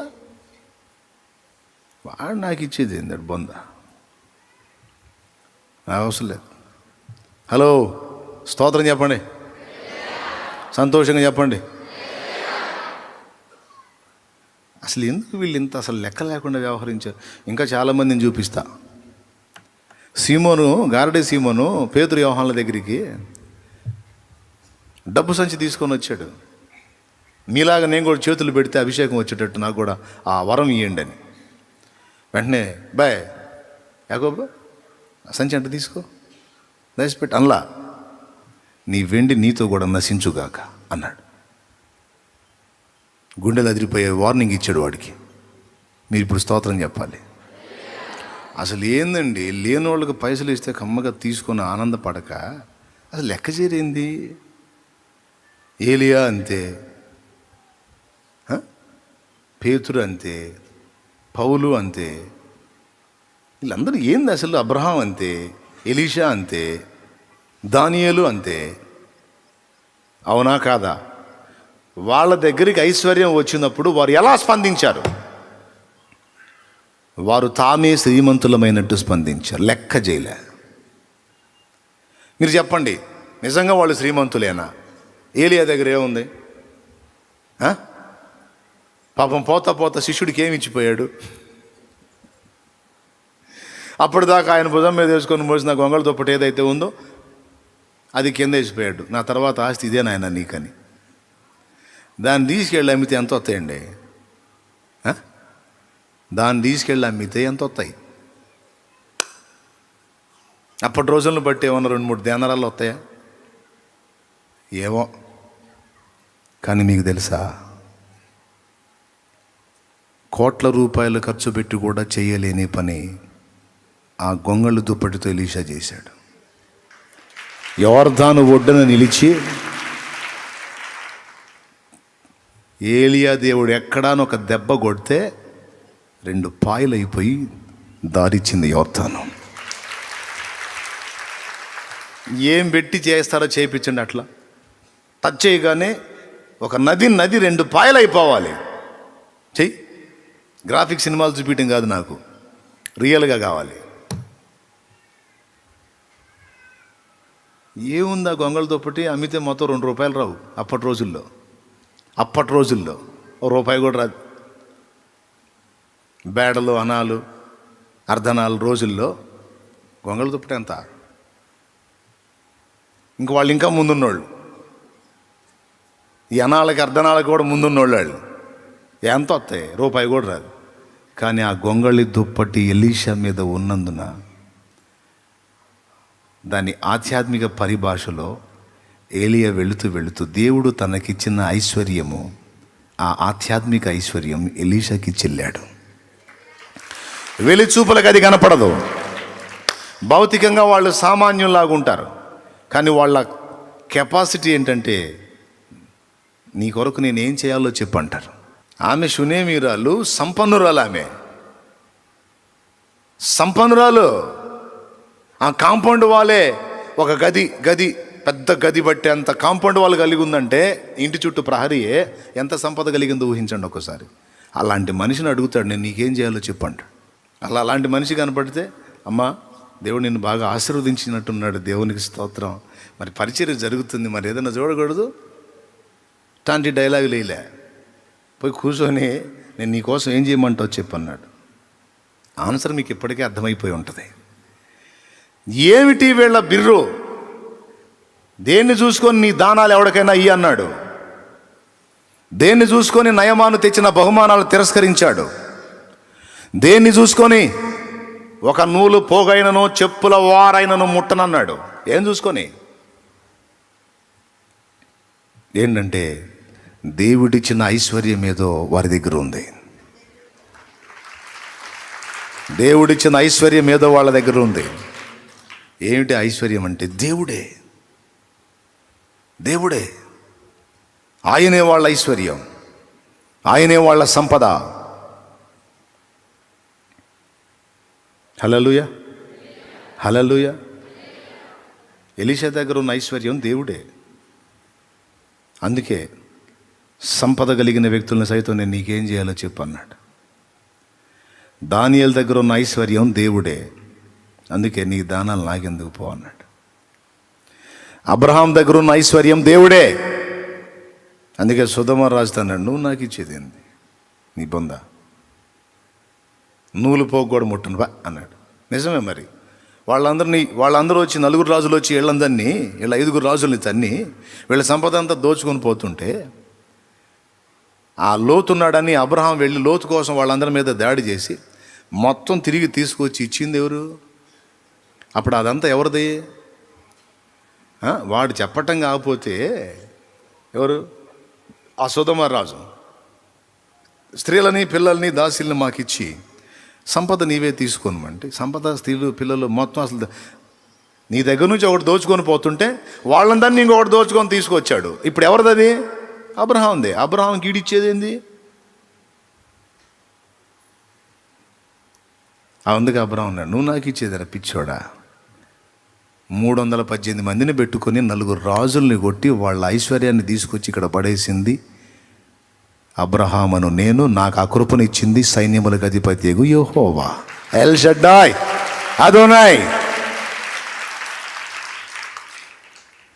నువ్వు నాకు ఇచ్చేదేదిరా? వారి ఐశ్వర్యము దేవుడే, వారి అంతస్తు దేవుడే, వారి సంపదలు కానీ దేవుడే. చాలు, ఆ ఒక్కడు చాలు. ఎలీషా బిర్రది. ఇదే మాట మీరు ఎలీషా లైఫ్ మొత్తం చదవండి. సచ్చినోడిని బతికిస్తావా? ఏమన్నా పెట్టి నువ్వు చెప్పాలి. సచ్చినోడిని బతికిస్తావా? బతికిస్తానంటే చెప్పి ఇప్పుడే తీసుకెళ్తా. గుంటూరు గవర్నమెంట్ ఆసుపత్రికి పోతే మార్చిలో గుట్లు ఉన్నాయి. కానీ ఎలీషా పరిస్థితి తెలుసా? ఆయన చనిపోయి సమాధి చేయబడి సంవత్సరానికి చర్మం అంతా మాంసం అంతా పోయి ఒట్టి అస్థిపంజరం ఎముకలు మిగిలితే, ఆ టైంలో ఆయన చచ్చిపోయిన సంవత్సరానికి ఆయన నుంచిన గుహలోకి ఓ శవాన్ని తెస్తారు. వేరే దగ్గర ఈ శవాన్ని పెట్టడానికి యుద్ధం జరుగుతున్నందున అవకాశం దొరక్క, ఈ పాత సమాధి ఎవరిదో ఉందిరా, ఇందులో పోదాం పదండి, ఇందులో పెట్టేద్దామని తీసుకెళ్తే అక్కడ ఆల్రెడీ అస్థిపంజరం ఉంది, ఎలీషాది. ఒట్టి ఎముకలే ఉన్నాయి. అక్కడికి తీసుకెళ్ళి ఈ శవాన్ని దించారు. ఆ ఎముకల పక్కన ఇంత మించి మార్గం లేదు, రేడే పెట్టేద్దామని ఈ శవాన్ని దించుతూ ఉంటే ఈ శవం చెయ్యో కాలో మొత్తానికి ఆ ఎముక తగిలింది. సచ్చినోడు చక్కగా లేచి కూర్చున్నాడు, నిలిచాడు అలాగా. ఆ సన్నివేశాన్ని ఊహించుకొని చాలాసార్లు నవ్వుకున్నాను నేను. ఎందుకంటే ఆయన ఎక్కడ పెట్టాలో అర్థం కాక నాకు తెలుసు 2 రోజులన్నా తిప్పుంటారు ఆ శవాన్ని. కనీసం 2 రోజులన్నా అయి ఉంటుంది ఆ శవం. వాడు ఎడు తిప్పితే అడు తిరుగుతున్నాడు, చచ్చిపోయాడు కదా. అలాంటి శవాన్ని తీసుకొచ్చి అక్కడ పెడితే తప్పిమని లేచి నిలబడితే వాళ్ళు ఉండుంటారా? ఆ లోపల ఉండుంటారా? పత్తా లేకుండా పరిగెత్తుంటారు. వాళ్ళతో వీడు కూడా పరిగెత్తుంటాడే, ఎక్కడ పరిగెత్తు. తర్వాత ఎంక్వైరీ చేశారు, ఏంట్రా ఈ చచ్చినోడు లేచాడు ఏంటి, ఇది ఎట్లా సాధ్యం అంటే వాడిని ఎక్కడ పెట్టారో తెలుసా? జీవము గల దేవుని ప్రవక్త, దేవుని సేవకుడైన ఎలీషా సమాధిలో పెట్టారు. ఎముకలలో సైతము అభిషేకము, ఎముకలలో సైతము ఐశ్వర్యము.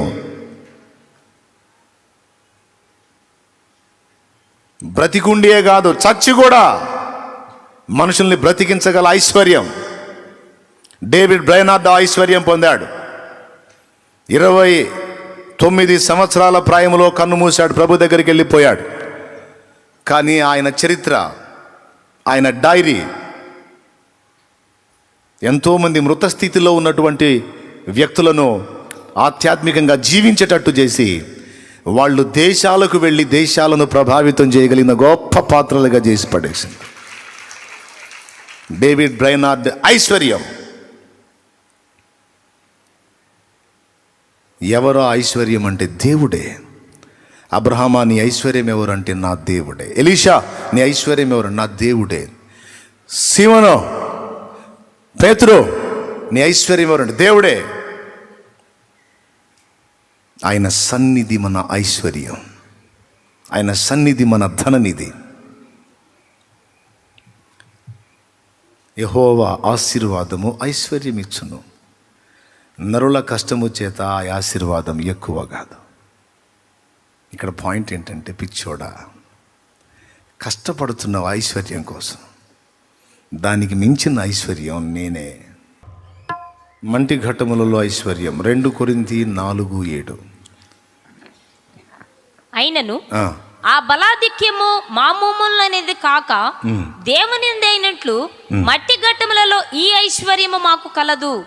ఇది ఇంకొంచెం పైకి కిందకి చదువమ్మా.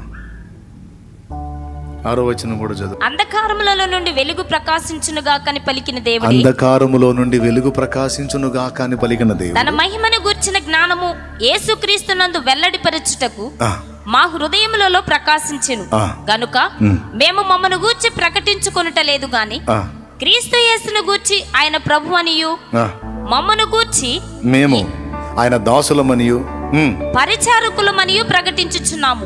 అయినను ఆ బలాధిక్యము, ఆ బలాధిక్యము మా మూలమైనది కాక దేవుని అందైనట్లు, దేవుని దై ఉండునట్లు మట్టి ఘట్టములలో ఈ ఐశ్వర్యము మాకు కలదు. అద్దుగో, దేవునికి ఇష్టం. మంటి ఘట్టము అంటే మానవ శరీరం.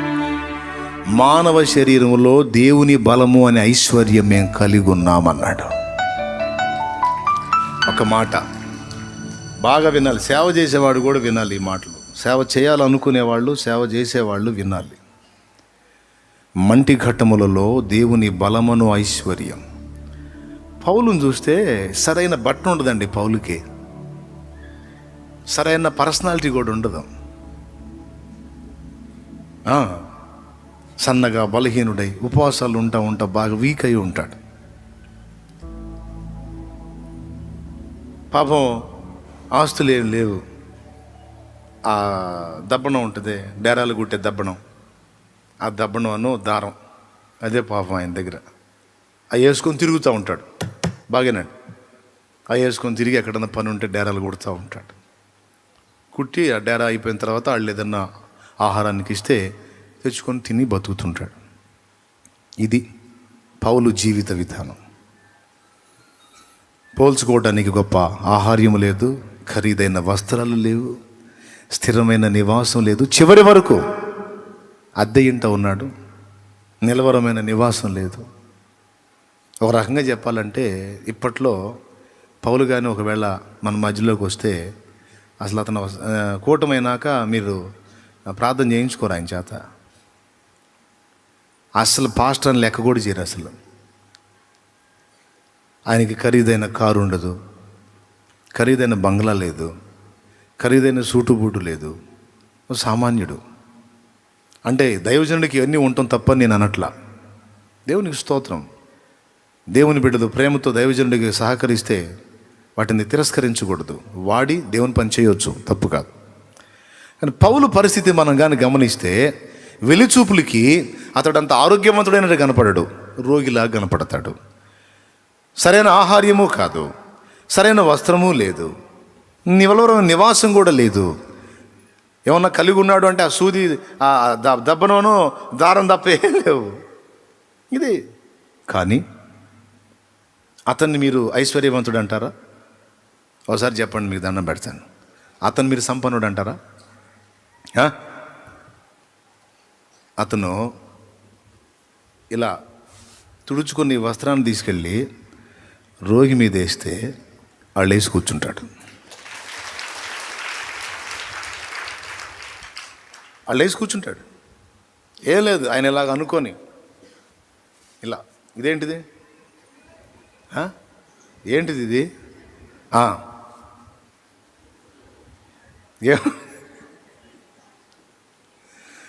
ఏముంటుంది ఇందులో, అది తీసుకెళ్ళి వేస్తే టచ్ చేస్తే మరణ పడకలో ఉన్నడు కూడా లేచి కూర్చుంటాడు. చెప్పండి, పౌలు ఐశ్వర్యవంతుడా దరిద్రుడా? లోకం దృష్టికి చాలా దీనస్థితిలో కనపడుతున్న ఐశ్వర్యవంతుడు. ఏమిటి పౌలు ఐశ్వర్యం అంటే? దేవుడే నడికట్టు తీసుకెళ్ళేస్తే పేషెంట్ మీద లేస్తాడు. పేతురు అయితే డైరెక్ట్గానే చెప్పాడు. శృంగారం అను దేవాలయం దగ్గర పుట్టినది మొదలుకొని కుంటివాడైన మనుషుడు పేతురు యోహాన్లు ప్రార్థనా స్థలంలోకి ఎక్కి వెళ్ళుచుండగా భిక్షమడుగుటకు వారిపైన లక్ష్యం ఉంచాడు. దేవునికి మహిమ కలుగును గాక. హల్లెలూయా. అప్పుడు పేతురు ఏమన్నాడు? వెండి బంగారంలో నా యొద్ద లేవు అన్నప్పుడు వాడికి ఏం కలిగింది? కూర్చొని అడిగేవాడికి నిరాశ. కానీ వెండి బంగారములు కూడా నీకు చేయలేని పని నేను చేస్తా, నజరేయుడగు యేసు నామములో లే అన్నాడు. పుట్టినది మొదలుకొని కాళ్ళు చచ్చుబడి పనిచేయనటువంటి వాడు దిగ్గున లేచి గంతులు వేస్తూ అరుస్తూ దేవుని మహింపరిచాడు. పేతురే చెప్పాడు, నా దగ్గర ఏదన్నా మీరు పైసలు ఆశిస్తే ఏమీ లేదు, వెండి బంగారాలు నా దగ్గర లేవు. నేను చేపలు పట్టేటప్పుడైతే ఏదన్నా నాణ్యాలు ఉండే నా దగ్గర, చేపలు బట్టి అమ్ముతూ ఉండేవాడిని, పావుల బట్టి ఉండే నా దగ్గర. ఇప్పుడు అవి కూడా ఆ వ్యాపారం కూడా లేదు, చేపల వ్యాపారం కూడా లేదు, ఎటు పక్క నుంచి రూపాయి వచ్చే మార్గం లేదు. ఇక నాకున్న ఐశ్వర్యం నేను కలిగి ఉన్న యేసు నామమున లే అన్నాడు. ఇంకా నేను కలిగి ఉన్న ఐశ్వర్యం అంటూ నాదంటూ సంపద ఏదన్నా ఉందంటే నా యేసయ్యే.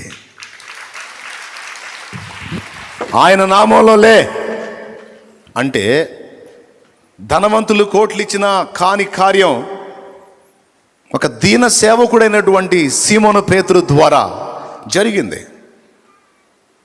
ఇది ఐశ్వర్యం. భూ సంబంధమైన ఐశ్వర్యవంతులు మొన్న కరోనా దెబ్బలో చాలామంది జారిపోయారు. అసలు వాళ్ళు మామూలుగా లోకానుసారంగా కరోనా లేకుండా చనిపోతే అమ్మో వాళ్ళని రథంలో పెట్టి భూస్థాపన చేసేవాళ్ళు. గొప్ప గొప్ప బండ్లు కట్టి సిద్ధపరిచి తీసుకెళ్ళి భూస్థాపన చేసేవాడు. కనీసం సొంత వాళ్ళు కూడా వెళ్ళి చూడటానికి వీలు లేకుండా ఒక బ్యాగ్లో ప్యాక్ చేసి తీసుకెళ్ళి కొన్ని శవాలను కలిపి ఒకటే పెద్ద గుంట తీసి సామూహిక ఖననం. దారుణం. భూ సంబంధమైన ఐశ్వర్యం, సంపదలు కొంతవరకే. ఆధ్యాత్మిక సంపద అయిన క్రీస్తు. అట్లయితే కొంతమంది సేవకులు కూడా కన్నుమూశారు కంటే తెగులుకు నిర్ణయించబడ్డ వారిని ఆ రూపేణ దేవుడు తీసుకున్నాడు. వారు ఉన్నంత వరకు ఎంతోమందికి ఆధ్యాత్మిక ఐశ్వర్యాన్ని పంచారు దైవజనులు. వాక్యం నిరర్థకం కానేరదు కదా. కీర్తనల గ్రంథంలో ముందే చెప్పాడు, అందరూ ఎలాగో మీరు అలాగే కన్ను మూస్తారని. కాబట్టి వారిని కూడా అలా తీసుకొని ఉండొచ్చు కొంతమందిని. కానీ అందరూ వేరు, దైవజనులు వేరు. అందరూ వేరు, క్రీస్తు యేసునందు ఉన్న ఒక విశ్వాసి వేరు. అందరూ వేరు, క్రీస్తు యేసు సేవ చేస్తున్న ఒక పరిచారకుడు వేరు. క్రీస్తు యేసు సంబంధులమైన మన ఐశ్వర్యం, ఆస్తి దేవుడే.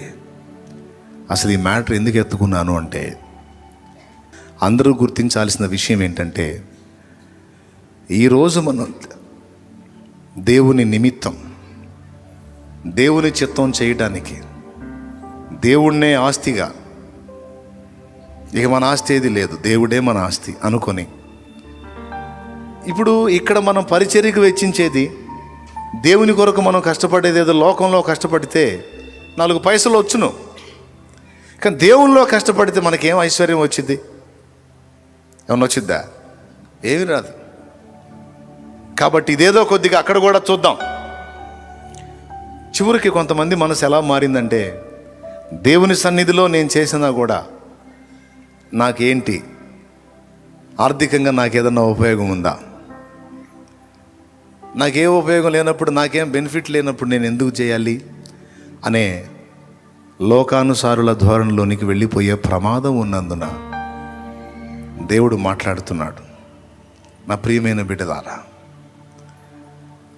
లోకంలో కష్టపడితే పైసలు వస్తాయి, లోకంలో కష్టపడితే మంచిగా మనీ వస్తుంది, లోకంలో కష్టపడితే అన్నీ వస్తాయి.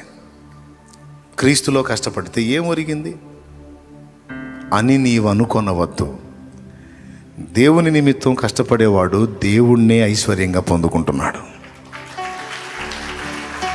దేవుణ్ణే ఐశ్వర్యంగా పొందినవాడు, దేవుణ్ణే సంపదగా పొందినవాడు ఏది కొదువగలిగి ఉండడు.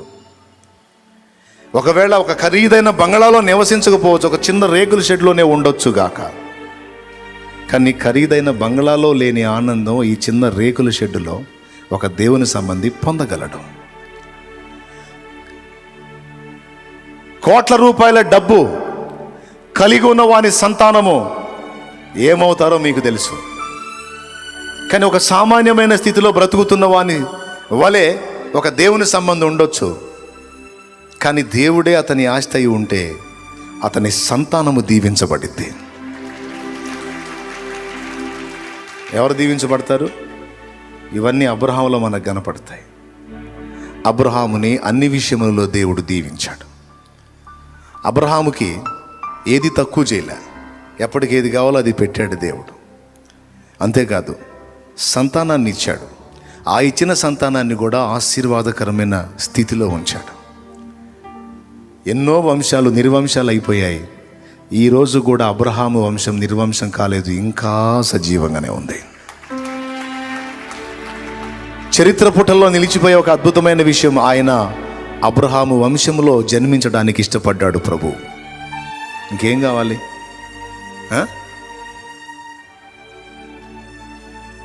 దేవుడు నాకు చాలు, నాకు కావాలి, నా అవసరం ఉంది అంటే నేను దేవుని కోసం కష్టపడుతున్నాను కనుక దేవుడు నాకు అన్యాయం చేయడు. నాకు ఎప్పుడు ఏది కావాలో అది ఆయనే తెప్పిస్తాడు. నాకు ఎప్పుడు ఏది కావాలో అది ఆయనే ఇస్తాడు. ప్రభు నాకు అన్యాయం చేయడు. ఒక భూ సంబంధమైన యజమాని కింద పనిచేసేవాడిని నమ్మకంగా గుర్తుపెట్టుకుని నెలాఖరికి యజమాని జీతం ఇచ్చినప్పుడు, నేను ఈ యజమానిని సైతం నిర్లక్ష్యం చేసి ఆ యజమాని కింద పనిచేసినప్పుడు, మరి నిశ్చయముగా ఆయన నన్ను గుర్తించును కదా, మరి నిశ్చయముగా ఆయన నాకు సహాయం చేయను కదా. నేను చెప్తున్నా, గుర్తుపెట్టుకో. ఈరోజు నువ్వు దేవుని కొరకు వెచ్చిస్తున్నది కావచ్చు, చేస్తున్న త్యాగం కావచ్చు, పడుతున్న ప్రయాస కావచ్చు, చేస్తున్న పరిచర్య కావచ్చు, నువ్వు ఎన్ని రకాలుగా దేవునిలో వాడబడుతున్నావో, ఎన్ని రకాలుగా నువ్వు పరిచర్య చేస్తున్నావో, ఆ పరిచర్య దేవుడు గిఫ్ట్గా నీకు ఇచ్చాడు. అది పొందినందున నీ ఒక ధన్యుడవు, ధన్యురాలివయ్యావు. వేల మంది, లక్షల మంది ఉన్నారు, కానీ నీకు అప్పగించిన పనికి నిన్నే దేవుడు కావాలని కోరుకున్నాడు. ఎందుకంటే ఆ విషయంలో నీవు ఆయనకు యోగ్యం అనిపించావు, నీకు అప్పచెప్పాడు ఆ పని. నువ్వు ప్రార్థన బృందాన్ని నడిపిస్తున్నావో, లేకపోతే ప్రకటిస్తున్నావో, లేకపోతే పాడి ఆరాధిస్తున్నావో, ప్రజల మధ్యలోకి వెళ్ళి చిన్న చిన్న కుటుంబ ప్రార్థనలు 10 మంది స్త్రీలు కలిసి కూడుకొని అక్కడ నువ్వు ప్రకటిస్తున్నావో, ప్రార్థిస్తున్నావో, పాడుతున్నావో, ఆరాధిస్తున్నావో,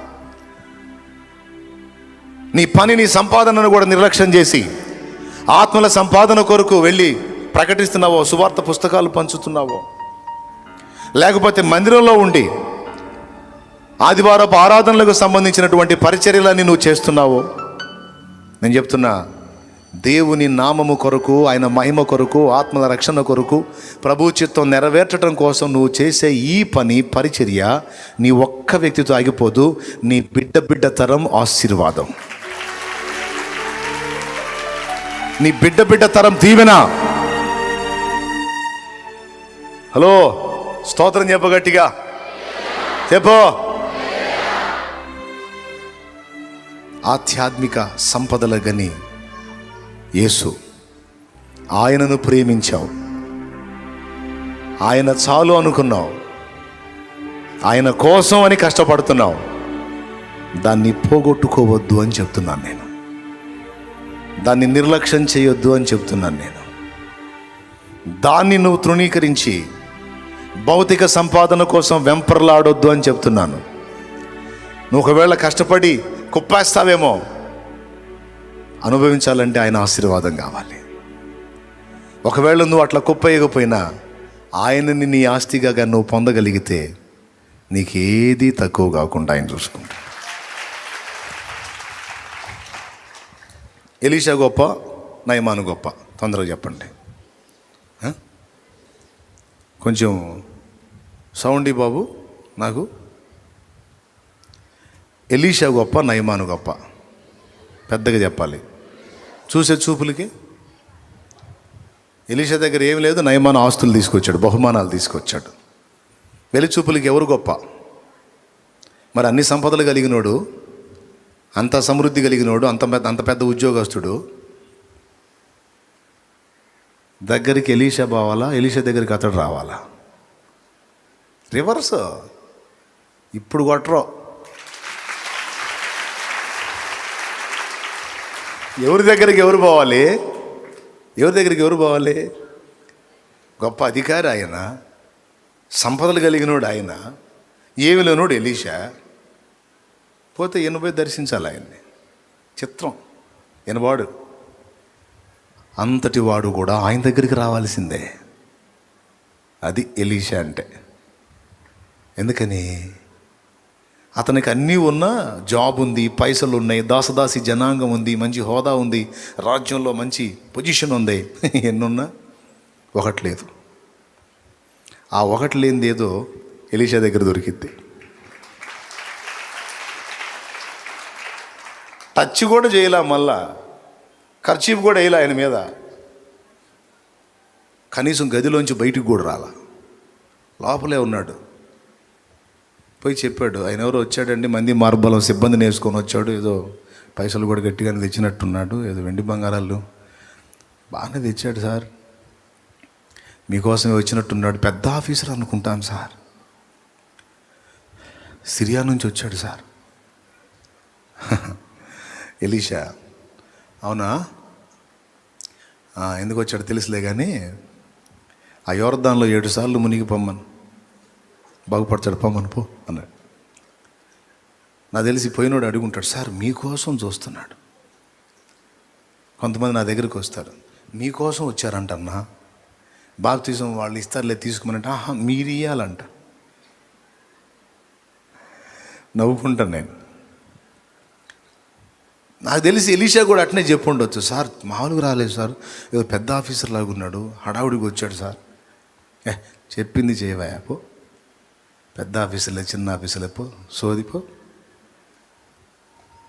చెప్పిన పని చేస్తే చేయమని, లేకపోతే సర్దుకోమనపా. ఏం మిడిమేళం, ఏమి నడమంత్రం, ఇదేం పెడద్రం. అది ఇంటి ముందుకు వచ్చిన మనిషిని కనీసం గౌరవించాలా లేదా?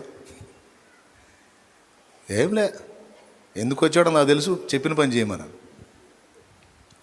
మండిపోయా. ఎవరికి? నయమానుకి.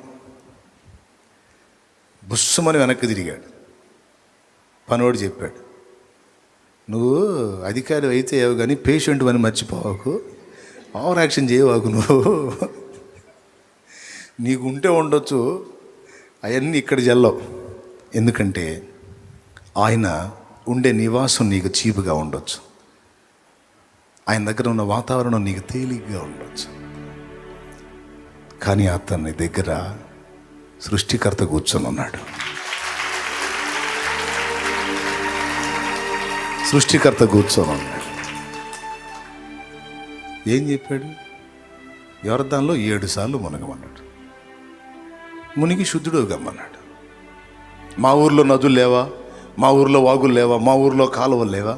మరి మీ ఊర్లో అన్నీ ఉంటే ఎక్కడికి ఎందుకు వచ్చా? మీ ఊర్లో కూడా రోగాలు తగ్గించేవాళ్ళు ఉన్నారు, పోకూడదు. ఎవడి వల్ల కాకనే ఇక్కడికి వచ్చా? దైవజనుడు ఏది చెబితే అది నోరు మూసుకొని చేయాలి. నువ్వు మళ్ళీ ఇంకా నీ సొంత పెత్తనాలు ఏంది? అంతేనంటావా? మరి అంతకాకేముంది? సరే పోతాలే, తిప్పరా రథం. ఎక్కడికి సార్? యొర్దానికి బా. యొర్దాన్లో ఎరా దిగుతున్నా, దిగు సార్. 1 2 3 4 5 6 ఎరా. ఇంకొకటి ఉంది, 7. మునిగి లేచాడు. అన్ని సంవత్సరాలు అతన్ని పీడించిన కుష్ఠరోగం ఆ క్షణంలో ఇక లేదు. అది మంటి ఘటములో ఐశ్వర్యాన్ని కలిగి ఉన్న దైవజనుడు ఎలీషా. లోకం మెచ్చి, లోకం గొప్పగా అనుకునే సిరి సంపదలు, గెటప్, ఆహార్యాలు, హడావుళ్ళు, ఐశ్వర్యాలు ఏమీ కనబడింది ఒక సామాన్యమైన వ్యక్తి. కానీ దేవుణ్ణి తన యందు కలిగి ఉన్నాడు, తన యొద్ద కలిగి ఉన్నాడు. చెప్పండి, ఎవరెవరి దగ్గరికి వెళ్ళాలి? ఎవరెవరి దగ్గర యాచించాలి? నిన్ను అలా చేస్తాడు దేవుడు. ఈరోజు సంపన్నులు నేను దరిద్ర స్థితిలో ఉన్నాను, సో వాళ్ళు పైకి వెళ్ళిపోయారు, వీళ్ళు పైకి వెళ్ళిపోయారు, నేను దరిద్ర కొట్టు స్థితిలో ఉన్నాను. అరే, వాళ్ళు కలిగి లేనిది నువ్వు కలిగి ఉన్నది ఒకటి ఉంది, అది దేవుడే. దేవుడే. ఆయన నీ దగ్గర నువ్వు కలిగి ఉంటే, ఆయనతో నువ్వు ఉంటే, ఎవడైనా నీ దగ్గర రావాల్సిందే కానీ నిన్ను వెళ్ళి దేహి అననీయుడు. గుర్తుపెట్టుకో. పద్దాకలు పిచ్చి పిచ్చి ఆలోచన చేయవాలి. చెప్పు, ఎవరుంటే? ఆయన నీ దగ్గర ఉంటే, నువ్వు మొనగాడు అనుకున్నాడు కూడా ఏదో ఒకనాడు నీ దగ్గరకు వచ్చి చేయి చాపాల్సిందే. నిన్ను పోయి ఎవరి దగ్గర భిక్షం ఎత్తనివ్వడు ఆయన. ఎత్తనివ్వడో. నువ్వు దేనికోసం తిప్పలు పడుతున్నా? యెహోవా ఆశీర్వాదం యేసయ్యా, దేవుడే. ఐశ్వర్యం, ఆయన ఇచ్చే ఐశ్వర్యం సంపదలకు కానీ దేవుడే. ఆ ఒక్కడిని నీ యందు నువ్వు కలిగి ఉంటే నీకేదీ తక్కువ లేదు. ఇక నువ్వు కష్టపడుతున్నావు ఏదో సంపాదించాలని. వేకుని లేచి చాలా రాత్రి అయిన తర్వాత పండుకొనుచు చేతుల కష్టార్జితమైన ఆహారం తినుచు నుండుట వ్యర్థమే. ఆ తర్వాత చూడు, తన ప్రియులు నిద్రించుచుండగా ఆయన వారికి ఇస్తున్నాడు అన్నాడు. కాబట్టి ఈ రహస్యాన్ని గుర్తుపట్టారు కనుకనే వారు అన్నిటికంటే అందరికంటే దేవునికి ఎక్కువ ప్రయారిటీ ఇచ్చి, ఆయన ఒక్కడుంటే చాలు, ఇక ఏదైనా నాకు ఎదురు లేదని గట్టిగా దేవుణ్ణి హత్తుకున్నారు, పెనవేసుకున్నారు. దేవునితో తమ హృదయాన్ని పెనవేసుకున్నారు. అందుకే నేను ఇందాక చెప్పిన వ్యక్తులంతా ఘనులయ్యారు. వెండి బంగారాలు నా దగ్గర లేవన్న సీమోను పేతురు రోడ్డు మీద నడుచుకుంటూ వెళ్తుంటే ఆయన నీడబడాలని, ఆయన నీడ కోసం జనాలు క్యూ కట్టేవాళ్ళు. ఆయన పట్టించుకునేవాడు కాదు, ఆయన వెళ్తూ ఉండేవాడు. ఆ నీడబడి వీళ్ళు బాగుపడేవాళ్ళు. ఏమి ఐశ్వర్యం రా నాయన అది! ఎవరి దగ్గర దొరికింది అది? చెప్పు. భూ సంబంధమైన కుప్పలు తెప్పలు పైసలు కావాలా, ఘనత కావాలా, డాబు దర్పాలు కావాలా, వెండి బంగారాలు కావాలా, ఏసై కావాలా? చెప్పా. అయిపోయింది, ఇక్కడ ఓపిక అయిపోయింది, కూటం కూడా అయిపోయింది. మళ్ళా ఒక ఛార్జింగ్ ఎక్కించుకొని రావాలి. చెప్పండి, ఐశ్వర్యం కావాలా, ఏసై కావాలా? అప్పుడు మరి మీకు ఐశ్వర్యం వద్దని ప్రార్థన చేస్తా. ఇంకా పైసలు ఇవ్వద్దులే ప్రభా, నువ్వు చాలంట అని ప్రార్థన చేస్తా. లేండి, ఓకే ప్రభా నువ్వే కావాలంట, ఇంకా ఏ డబ్బులు వద్దంట, ఇంకే పైసలు వద్దులే ప్రభా మా బిడ్డలకి, నువ్వు చాలు ప్రభా.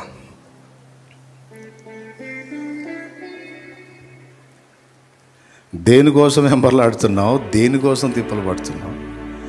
అరే దేవుని పనిని కూడా పక్కన పెట్టి పరిగెత్తుతావా? దేవుని చిత్తం నెరవేర్చడాన్ని కూడా నిర్లక్ష్యం చేసి తుచ్చమైన అభిలాష కోసం పరిగెత్తుతావా? సరిచేయబడాలి. దేవుడు నీకు ఇచ్చిన ఆధిక్యత కోల్పోవాకు. నువ్వు ఒకవేళ దేవుని పని నిర్లక్ష్యం చేస్తే దేవుని పని ఆగిపోయింది అనుకుంటున్నావేమో. మీ తాతయ్యలు 14 మంది, ఆగదు పనే, కానీ నువ్వు పోగొట్టుకుంటావు ధన్యత. దేవుడే నీ ఆస్తిగా నువ్వు ఉండాలి. నీ కన్న బిడ్డలకు సైతం దేవుడినే ఆస్తిగా ఇవ్వు. నా పిల్లలకి ఎప్పుడో చెప్పాను, నా బిడ్డలకి 2 మగ పిల్లల్ని ఇచ్చాడు దేవుడు. వెండి బంగారాలు నేను మీకు ఇవ్వను. వాళ్ళు తింటున్నప్పుడు కూడా చెప్తాను, వాళ్ళు ఖరీదైన వస్త్రాలు లేకపోతే ఖరీదైన జీవిత విధానం, విలాసవంతమైన బ్రతుకును ఆశించకుండా ముందే చెప్పుకుంటా వచ్చా. మా చేతికి ఏదన్నా పైసలు వచ్చింది అంటే అది దీనులైన బిడ్డలది, వారి కష్టార్జితం. అది వారి కొరకు, వారి అక్కర కొరకు, వారి క్షేమం కొరకు, వారి ఆత్మీయత కొరకు, ఆత్మల రక్షణ కొరకే వాడబడాలి. ఇది గుర్తుపెట్టుకోండి నా బిడ్డలారా. ఒక తండ్రిగా నేను మీకు ఇచ్చే ఐశ్వర్యం లోకంలోని తండ్రుల వంటిది కాదు. నేను మీకు ఇచ్చే ఐశ్వర్యం ఒక వ్యక్తి, ఆయన నా ప్రభు, నా యేసయ్య. ఆయన్నే నేను మీకు ఇచ్చే ఆస్తి, ఆయనే నేను మీకు ఇచ్చే ఐశ్వర్యం, ఆయనే నేను మీకు ఇచ్చే అంతస్తు, ఆయనే నేను మీకు ఇచ్చే హోదా. నేను కలిగి ఉన్నది ఆయన్నే. నాదంటూ ఏదన్నా ఉందంటే నా యేసయ్యే. నేను మీకు ఇచ్చేది కూడా అదే. నాకు తెలుసు నా పిల్లల్ని దేవుడు దరిద్రులుగా ఉంచడు. నాకు తెలుసు నా పిల్లల్ని దేవుడు ఒకడికి చేయి జాపే స్థితిలో ఉంచడు. ఎందుకంటే నన్ను ఉంచలా నా బిడ్డల్ని ఉంచడు, నిన్ను ఉంచలా నీ సంతానాన్ని ఉంచడు. ఒక దీనురాలు తనకున్నది దేవుని కొరకు అలాగా అప్పగించుకొని అప్పటి నుంచి ఇప్పటిదాకా దేవుని మార్గంలో ప్రయాణం చేస్తూ ఉంటే అన్నీ ఉన్న వాళ్ళు నెరవేర్చుకోలేని విధంగా తన జీవితంలో తన కార్యాలన్నీ దేవుడు సాధించి పెట్టి ఈరోజు తనకి ఎంతో విడుదల ఇచ్చాడు, ఫ్రీడమ్ ఇచ్చాడు. నీ విషయంలో ఎందుకు చేయడు దేవుడు? కాబట్టి ఇకనైనా నీ మనసు మార్చుకో, మారు మనసు పొందు.